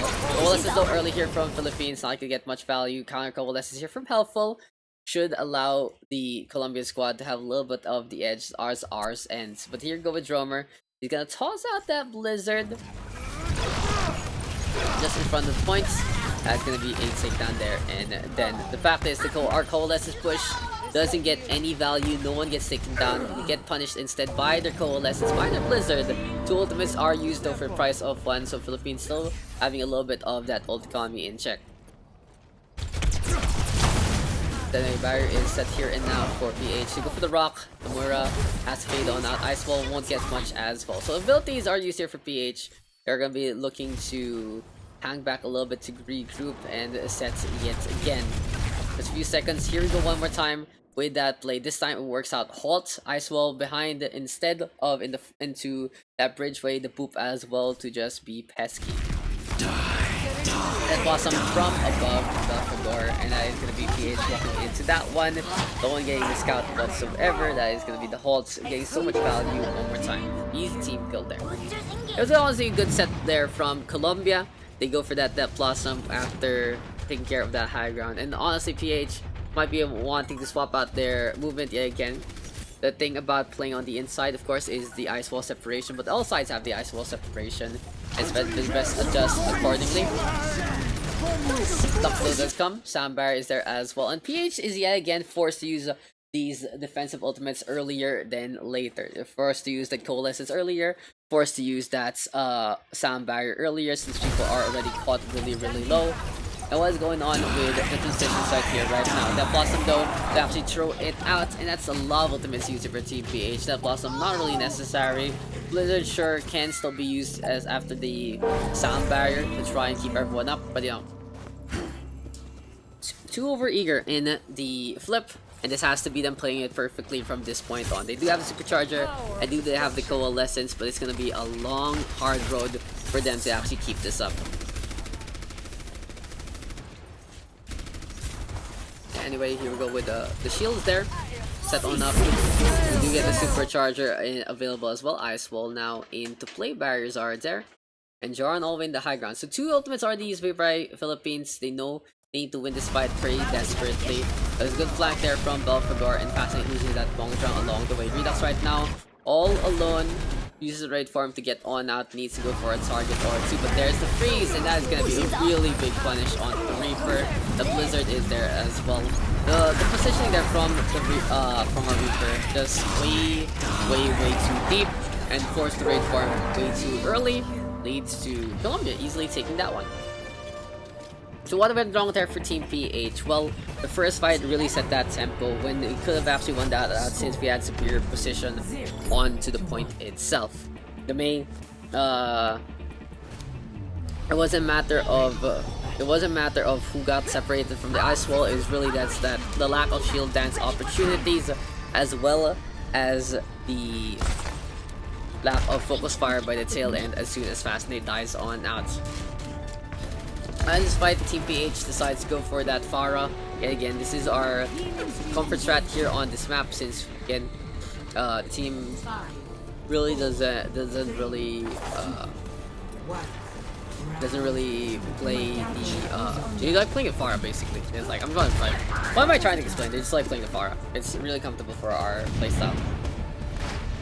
So look at that Pharah with the Mercy versus the May Reaper and that D.Va. If you look at this, it still is gonna be Philippines having the advantage. Gonna get shots after shot, and this is a map type where they're not really need to really protect things as much as you would compared to the other ones. You can use the map as much as possible to your advantage. So Joran getting hampered yet again. Billy and Joran trying to play in behind as soon as that happens. And there we go with the chase yet again. Now that finally there's the punish with that B-Mech. And Redux takes care of GTA. So the Risa is gone from fight. The Redux though does get traded, but still the Pharah is up in the air. All the Philippines needs to do right now is stabilize with their 2 tanks, and it'll be all good in the hood. Although Fascinate does get dropped, and now Billy coming really close to the point. This allows Drummer to get that pick off on to Joran. These takedowns there, really clutch shots honestly from their main. But still, not really a reason to swap things out. 63% here for the Pharah. It's gonna be anyhow effective, and it's gonna be time to actually swap to a composition we never run. Well, sure, I did suggest it. Again, clutch time is not the way to go. So a Sombra pick, something you should have done earlier if you were gonna do it in the first place. Swapping out to the Pharah in that instance out of a little bit of that rage. No, it's not the best way to go.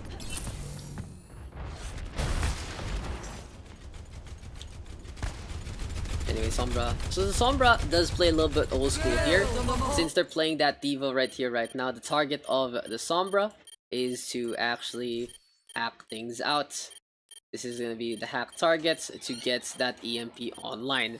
But when you are going to be playing the Sombra like this, you cannot do this. You cannot engage as 1, 2, 3, 4, 5.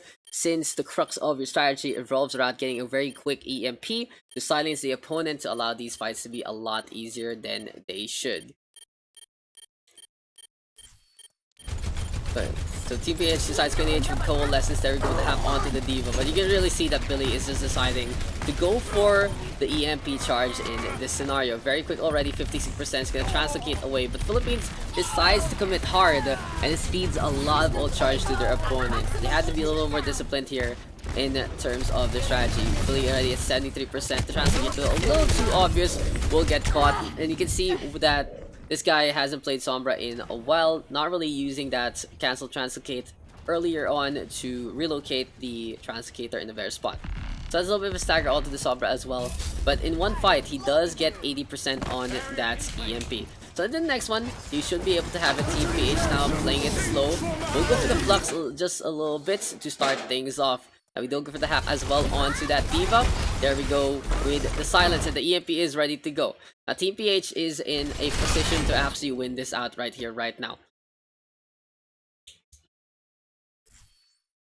The Reaper is looking to get in position there. The Sombra can throw the Translocator here to pop that EMP out of out of nowhere, like that's EMP, big EMP.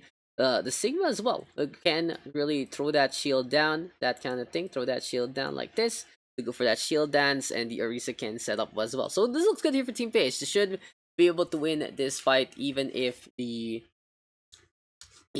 Blizzard is there. The hack is on points. We are good to go.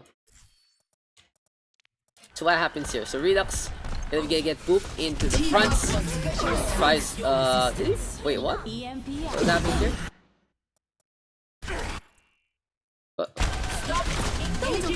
Yeah, they do try to engage. And there goes the sound barrier. Redux right now trying to play on. Doesn't want to get frozen, pops the raid for him to get on out. So there you go, there's the boop though. Pretty big from the side of box 6. Realizes where Redux positions. Apparently, and that is gonna be, a takedown there. Now in the Redux's side, it could have been backed on that. But the really big issue here for Team Philippines is they're not respecting the Sombra call. They're not respecting the Sombra play of going for that EMP. Losing the Reaper this early is gonna be a little difficult for us. That's your big DPS. But still, okay, you lose. They take care of Buffcore as well. Now they do get a hack target onto 2. They hack the Supercharger as well. Now they are gonna try to go for that main push on, and Dongo Drum gets cleaned up. They are gonna round that corner. Still though, way too much damage coming the way onto Grandis Auto. Why does this happen? Because the shield play. Where is the shield right now? Shield is there all the way on the other side. The experimental barrier not set up whatsoever. Easy takedown there by the Diva hiding on the corner. The EMP was big in the front, but useless in the back. Only got 2. Could have been set up on top of the platform beside the tree instead. But look to win it out. And again, no Reaper means no skips, no takedowns. So the Sigma having to take that extra risk to actually do damage, really biting him in the butt. So to Colombia, there's a good back on now. All they need to do with that speed boost outs and that big boop there from box 6. So Lucio making some really big plays, honestly. Just low key here. So if I were like to say who I like to say about Colombia, I would say Bok was stellar on playing that main support, besides the questionable run on Int. Dromer obviously with the Mei getting those clutch freezes. And the interesting is on that last fight, Team PH doesn't swap out of that Sombra. Instead, they stay on it. And they used up that EMP. Now this is really the opportunity to go onto that Tracer, or even especially that Doomfist, but no. So Sombra gonna be a useless hero. Not gonna do much. Overtime takes it away. That Blossom there does get cancelled by Grandis Auto, but a big bomb out of nowhere. Let's watch that one again. This is highlight reel material, honestly. The Diva pick, not the best, that's for sure. But making these bombs happen, that is some highlight reel material right here, right now. Self-destruct, flying in the area again. Since we do have Fascinate on that Wrecking Ball, no Orisa shield, and as soon as Jar and Redux look to go for the contest, that is just, that is just absolutely unfortunate. Big bomb, knowing exactly by the entrance it does come.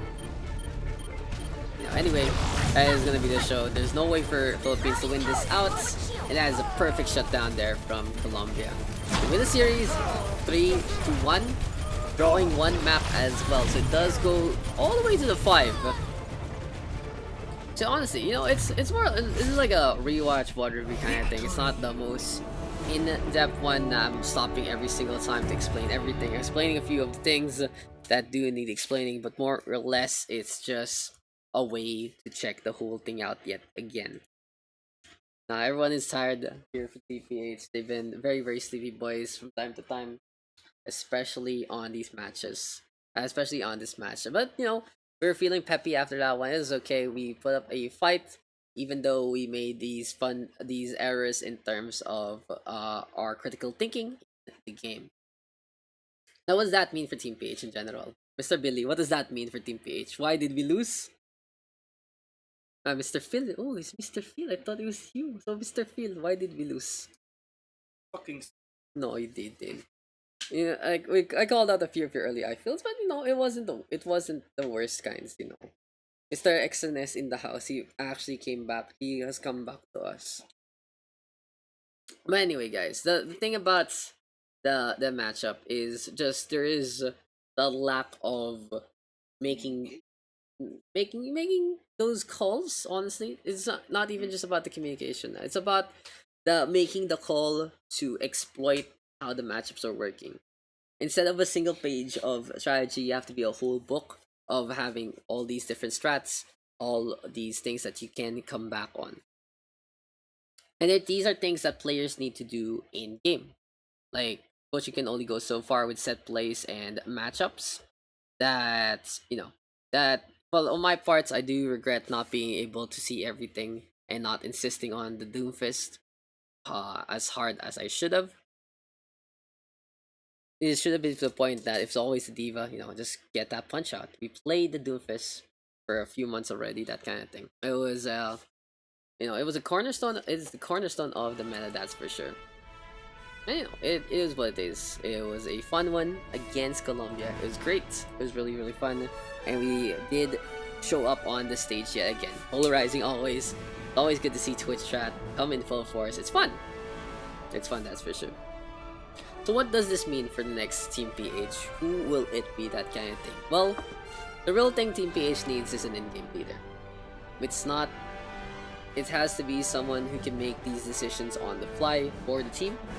It has to be these decisions that involve understanding the scenario, not just by the book, how the book was taught, but also seeing what the reality is. Basic training is one thing, but being in the war is a completely different matter. Team Philippines has had such great support from Brand Esports, so big shout outs to them for helping us out for so long. But yeah, like my biggest thing I could take away from TPH is if we saw a little more what's up? Oh, hello sir. If we only saw a little more of the action there on Busan, a little more of that decisiveness, it would have been a lot better to deal with the defenses as well with the Bastion. Not really on point. Not the best day for our Batiste rotations as well. But it is what it is. The Doomfist, you already played the Doomfist on the match, right? And you see that is working better. Why not make that call? Why not make that call to actually keep on it, that kind of thing? But yeah, Team Philippines made a lot of progress, that's for sure. They showed up. They were here to play. They were here to party, and they were here to just have a good one and represent the country. Now, what can we do into the future? Yeah, then again, it's time for everyone to step up to the plate. These are the guys who stepped up when no one was ready. These are the guys who were eligible as well, who were looking to show up for the country at this random opportunity when we never really expected it, right? No one knew that World Cup would be open this year, and TPA Philippines just able to participate yet again after 3 long years is already an amazing trip. Now, to the 2020 World Cup team, what is the thing to say? Work hard. If you are working hard on a different region, make sure you figure out a way to be able to represent the country. If you're within the region, work hard. Make sure you start already now. From compared to the 3 months Team PH, this incarnation of Team PH had to like a full year everyone else is gonna have. Might as well look to make this a stepping stone to build on for the country's sake. Now, what do I think about the format? I think flying over all the way to BlizzCon is a waste. A single elimination is too little for teams to really enjoy. Could have been a second chance for so many, make the bracket a little more exciting. And I would honestly say regional qualifiers or online qualifiers was the way to go. Like regional qualifiers like last year, spicy. I get that, sure, maybe there's no budget for that, but online qualifiers is gonna be so helpful. And then financial support to those who really climb up those charts. You know, make the World Cup a thing that is accessible. Make the World Cup the thing that isn't just gonna be decided by who gets what money, that kind of thing, visa, those kind of problems do show up and they do get in the way. Well, I'm happy. I'm happy with Team PH. Now, like watching it again, I can see that there is a feeling sometimes that most of the maps were winnable. The throw on Temple of Moon, that's for sure, that is confirmed. But yeah, Hollywood and Rialto could have done better. Like that second point's transition, death sentence, the non-transition on the second point Hollywood, as well as third point death sentence as well. You know, it's just those small things. It's just only it was done better, that kind of deal. It was decided better on the spot. With Billy's back. I know Billy's back. But beyond that, what can we else say? The boys did great. Pat Billy for impressing Jake with your Farah. Good job. Yes, that was the goal. Actually getting kills. Mr. Sinos here, Mr. Phil transitioning to off support and playing a very good Moira, getting those coalescence outs in time to play with to allow us to go for those pushes. And everyone else has stepped up. Fascinate Grand, as well as Redux and Joran. Well, some of these guys literally coming back to play the game again. And you can see that's also an issue there and then. If you're coming back to the game, you do skip out on parts of the meta. And there's not enough, you know, voices to actually decide to swap on over to something older or something that we're trying to count. Like, no, Doomfist Reaper. Like, again. If we played Doomfist Reaper starting on from map to like Hollywood third point onwards, could have won that. We could have won the series there and then through the power of that one hero, because the D.Va's gonna be completely even more exposed. The Mei cannot really punish the Doomfist accordingly compared to the Mei versus Mei matchup, where either side can get the freeze kind of thing. And with those huge halts from GTA, like it was for the Mei's it was for the Mei's benefit. Those halts were really for the Mei's benefit, and getting those halts, getting those pulls, that kind of thing, very effective for their team. It suits out in their playstyle and they're able to make it work.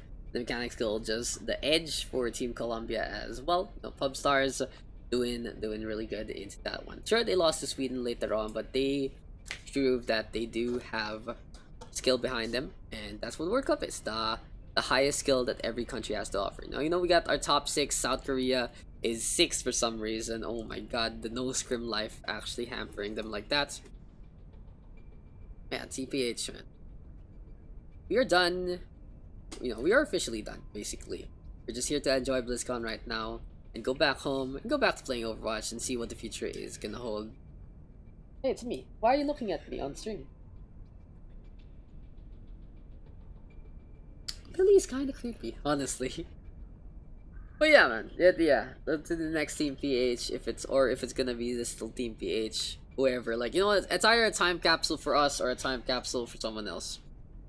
The best thing you can do for the Philippines is to step up. Get good in your game and get good in your understanding the game. It's not enough to have someone tell you what to do outside. What the fuck are you blowing on me? But you know, but instead to make those very key decisions on to the inside. Now, how do you get this? Get more scrim practice, make a team, or find other places of play. Also, find other people to talk to. You can always learn from people, coaches, individuals, that kind of thing. It works out in your favor. You know, it was fun seeing a series like that. It was fun getting to watch the Philippines, you know, put up a fight compared to last time they showed up in that name. And we'll see what it's gonna be in the future. Goddamn, Billy. You're so weird, Billy. yeah, that should be about it. I think that should be about it for us. I expected more people to have some energy for this, but seems like everyone is tuckered out after like that first burst, and it became time to sleep for everyone and everything. We don't really have time to squeeze in this for a schedule. Just wanted to get, I want to get this out now so I can actually watch it properly, and at the same time, share my thoughts, share my views, and share a little bit of the insights on how the movements of Team PH is, in this manner. It's really tiring. BlizzCon is really tiring. It's a lot of fun. There's so many, like, we've been there since the morning and you come back home. And California is really tiring. A really tiring place. We expected we'll be able to do more things at night. No. It's time to sleep almost all the time. Even yesterday, we played one match. When we got home by like nighttime, we didn't even get to go trick-or-treating or whatever on Halloween. Just like Did? No, Mr. His Phil. cousin did. No, Phil. The things that happen in your There's life. an after party. No, there's an after party. Obviously, all after parties are invite I only. want it. You're not gonna get invited. Japan got it. You're not big time enough. Japan's not time. Japan is big time. No, They have Tayo. no. They have connect. Yeah, exactly. That's that's a social game. Dude, that's a social They're game. not happy. Yeah. Okay. It's okay. It's I want to okay. do- Okay, yeah. That's my DPS right there. So Billy, what can you say about the match with Team Colombia? That's a That's a bit big, guys. no Anubis talaga. Anubis. The last fight of this. The biggest peg of them all. True. It is what it is, that kind of thing. Go, Mr. Phil, what do you have to say about the The only thing. Nah.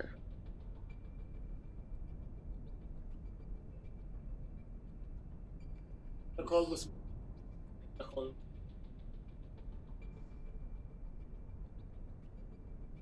Guys, like the best thing to do also is to speak up when you notice something that can actually help out the team. And it is what it is. I was disappointed, di naman. Like, I was more giddy yesterday, of course, just looking at the scoreline, looking at the result. I was a lot happier, but then, just, watching everything else, like, okay, it's a little sad. Nah, sayang. Basically, it was a sayang moment. Like, could have, should have, maybe. It is what it is. Still though, we got a map. We made it very competitive. Then, when many expected us to just get 3-0'd. What the fuck is that? Oh my god. Will actually caught it. Yeah, well, this is America, guys. Anyway, I think it's time to end the stream right here, right now. I had a good time watching it. If you guys want to hear my thoughts about the match, then this is pretty much it.